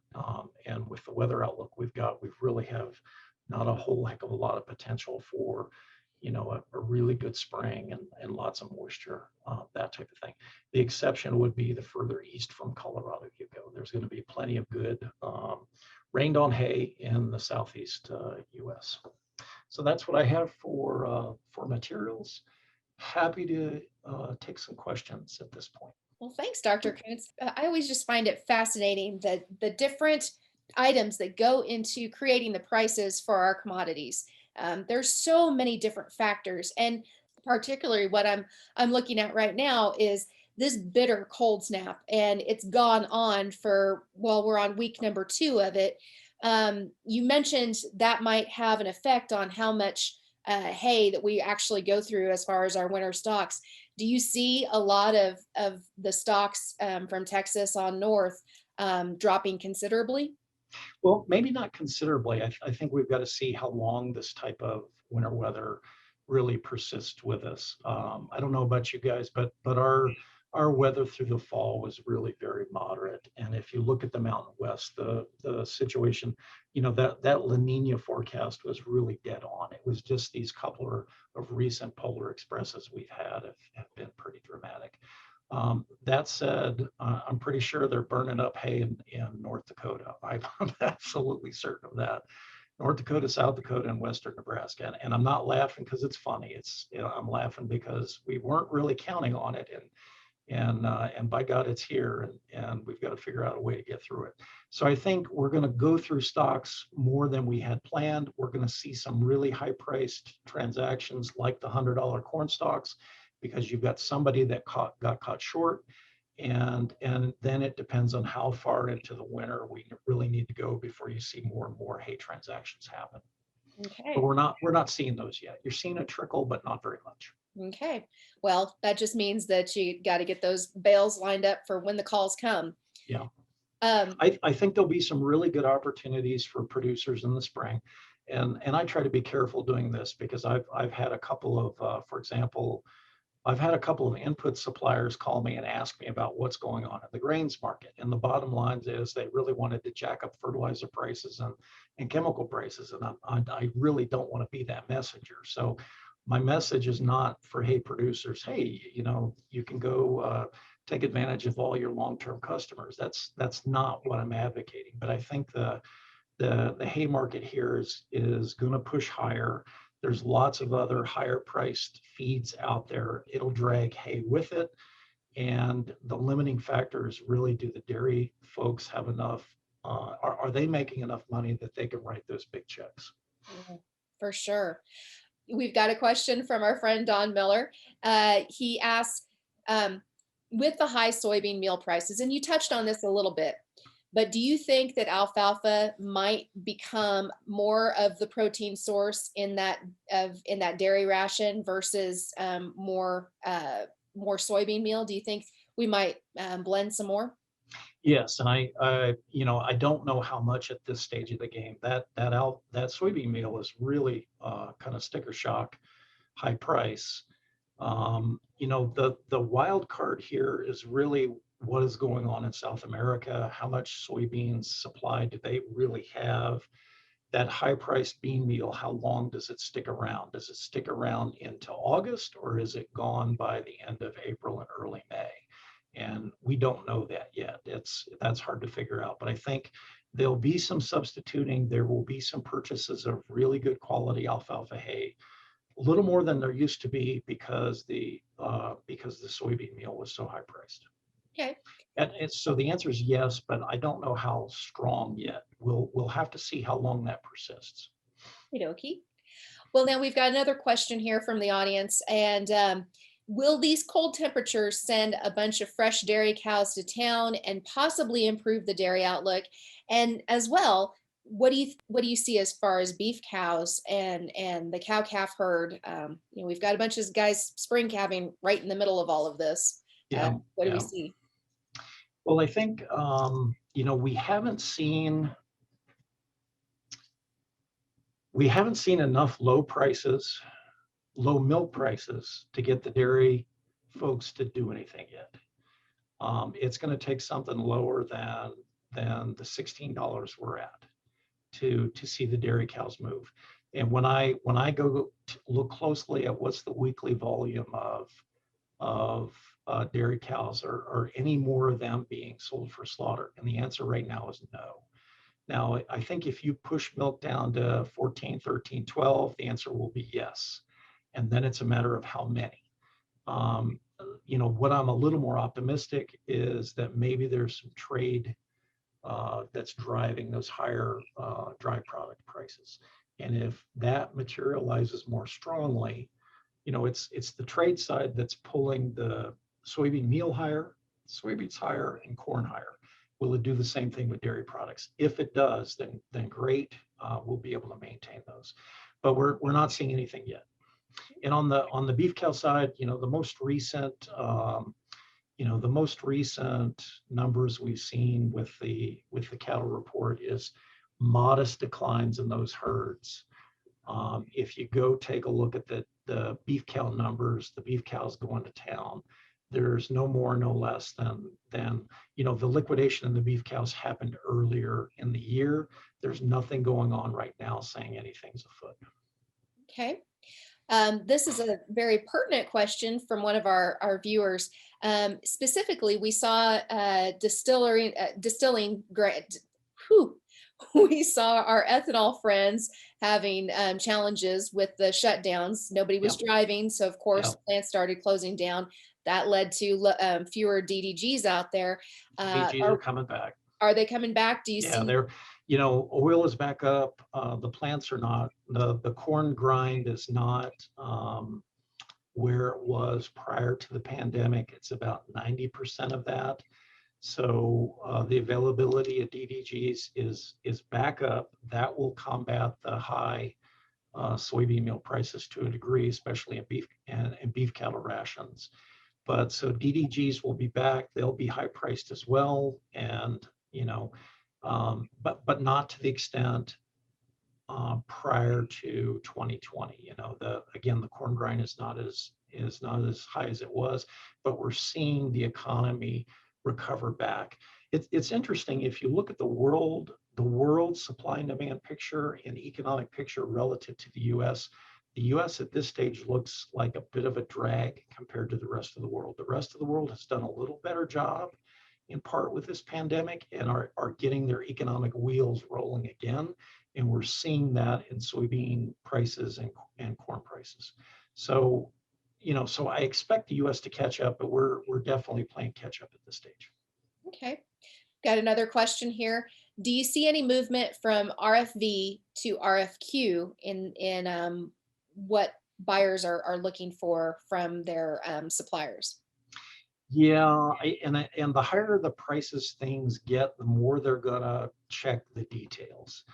The only people that I can tell that don't check the details as much are the feedlots. The dairy folks have a long checklist. The feedlots much less so. So especially in dairies that are very well managed, you go out to some of those dairies that are in reasonably high cost areas that are selling a lot of fluid milk, that are very tightly managed. They're looking much more closely at those. But there's a tendency in those deals for them to be relationship based, as opposed to, I'm just not going to trust that this stuff is going to show up on a truck. I'm going to call somebody and talk to them and know that I can get it. So it's there, but it's usually in a phone call, and you don't see it very much in what prices are out there. Or if you talk to somebody about the hay market, that's there, that's an underlying current, but it's not so much this is the way things are. That makes sense? Yep. Yeah. Well, remember folks, if you've got we've got time for like one or two more questions here. Had one come in. We've got a lot of questions and comments about climate change and agriculture. We hear sustainability and how we can use that buzzword for our marketability. We've got drought and ongoing water concerns. What do you see as far as market, tea leaves, as it were, that our alfalfa growers can take advantage of as far as some of those those pricing schemes? Yeah, you know, for alfalfa in particular, I'm not really sure, but I don't see this interest or this concern as going away. This is not something that's going to be solved and oh, that was something that grandpa dealt with. No, this is going to be something we're going to deal with forever. This is not going away.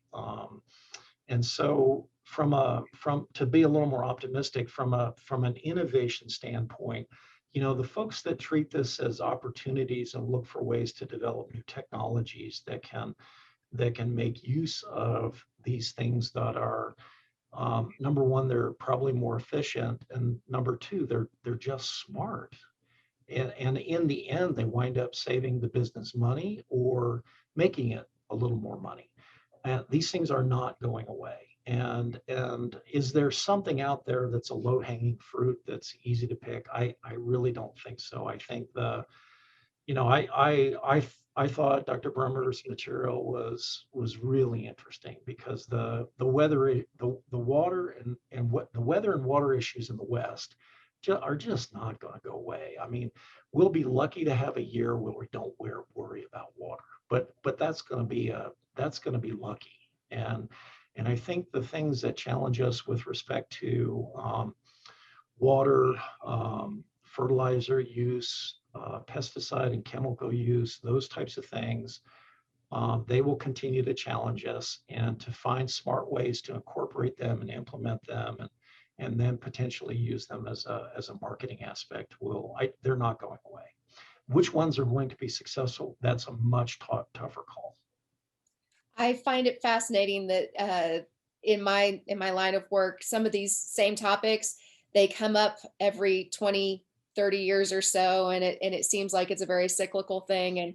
And for my money, as far as the technologies and the things that we're starting to adapt to, whether that's cover crops or different irrigation aspects, there's a lot to be learned from what we've done in the past, and how we can use that for tomorrow, our next generation, for their benefits. So yeah, you know, I think in the end, there's a lot of hard questions. There's no easy answers.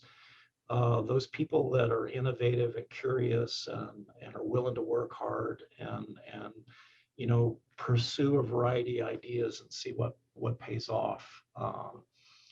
You know, they'll be industry leaders down the road. all righty. Well, it doesn't look like we've got any more questions coming in from the chat box. So thank you so very much for joining us today, Dr. Kuntz, and sharing your time. You're welcome. Thank you very much for Appreciate it. Enjoyed it a lot. Well, folks, that wraps up our first session of Alfalfa U. And you can join us again February 18th, that's Thursday, when we are joined by Jeff Whitworth of Kansas State University, as he helps us keep fall army cutworms and alfalfa weevils from devouring our profits in the field. We'll also hear from Dan Undersander, Forage Agronomist Emeritus from the University of Wisconsin, who's going to talk about making sure we capture the protein in our alfalfa for our dairy consumers, which, as we heard today, is something that is going to be very important for our 2021 markets. And we're going to have Dr. Mike Brook of Kansas State, who's going to share the research into pre-cutting round hay bales during baling and what that means for forage quality and processing time. We'll also round out the next session with Casey France, agronomy and account support for Ward Laboratories, sharing how alfalfa may be a solution for our marginalized soils. That session begins at 8 a.m. Central Time, February 18th. Now remember, registered attendees will get email reminders for all of our sessions, and those links will be delivered directly to your email addresses that you gave us at registration. And you can find the agendas for all 4 of our Alfalfa U sessions online at www.hpj.com/alfalfau. And if you've missed anything, all of these sessions are being recorded, and those will be posted there for your review. By the way, don't forget, if you need CEU credits, please contact Kylie Rice. You can email her at krice, that's KREISS at hpj.com. And she'll be glad to help you out there. Now, shortly after this session, you're going to receive a survey in your email boxes. And if you take a moment to let us know how we're doing and what we could do better, that's going to go a long way towards crafting next year's programming, which we hope we will rejoin you all in person in your areas. Now, registered attendees will also receive a complimentary 8-week subscription to High Plains Journal. We want to thank again our sponsors for today's session, our premier sponsors, Alforex Seeds and John Deere, as well as STAHELIWEST. On behalf of all of us here at High Plains Journal, thanks for riding with us, and we will see you on the trail. Dirt road in a gooseneck, saddle up with me. Dry land in God's country, crops far as I can see. The headlights on both ends of my day. This country life is for me. Ride with us, HPJ.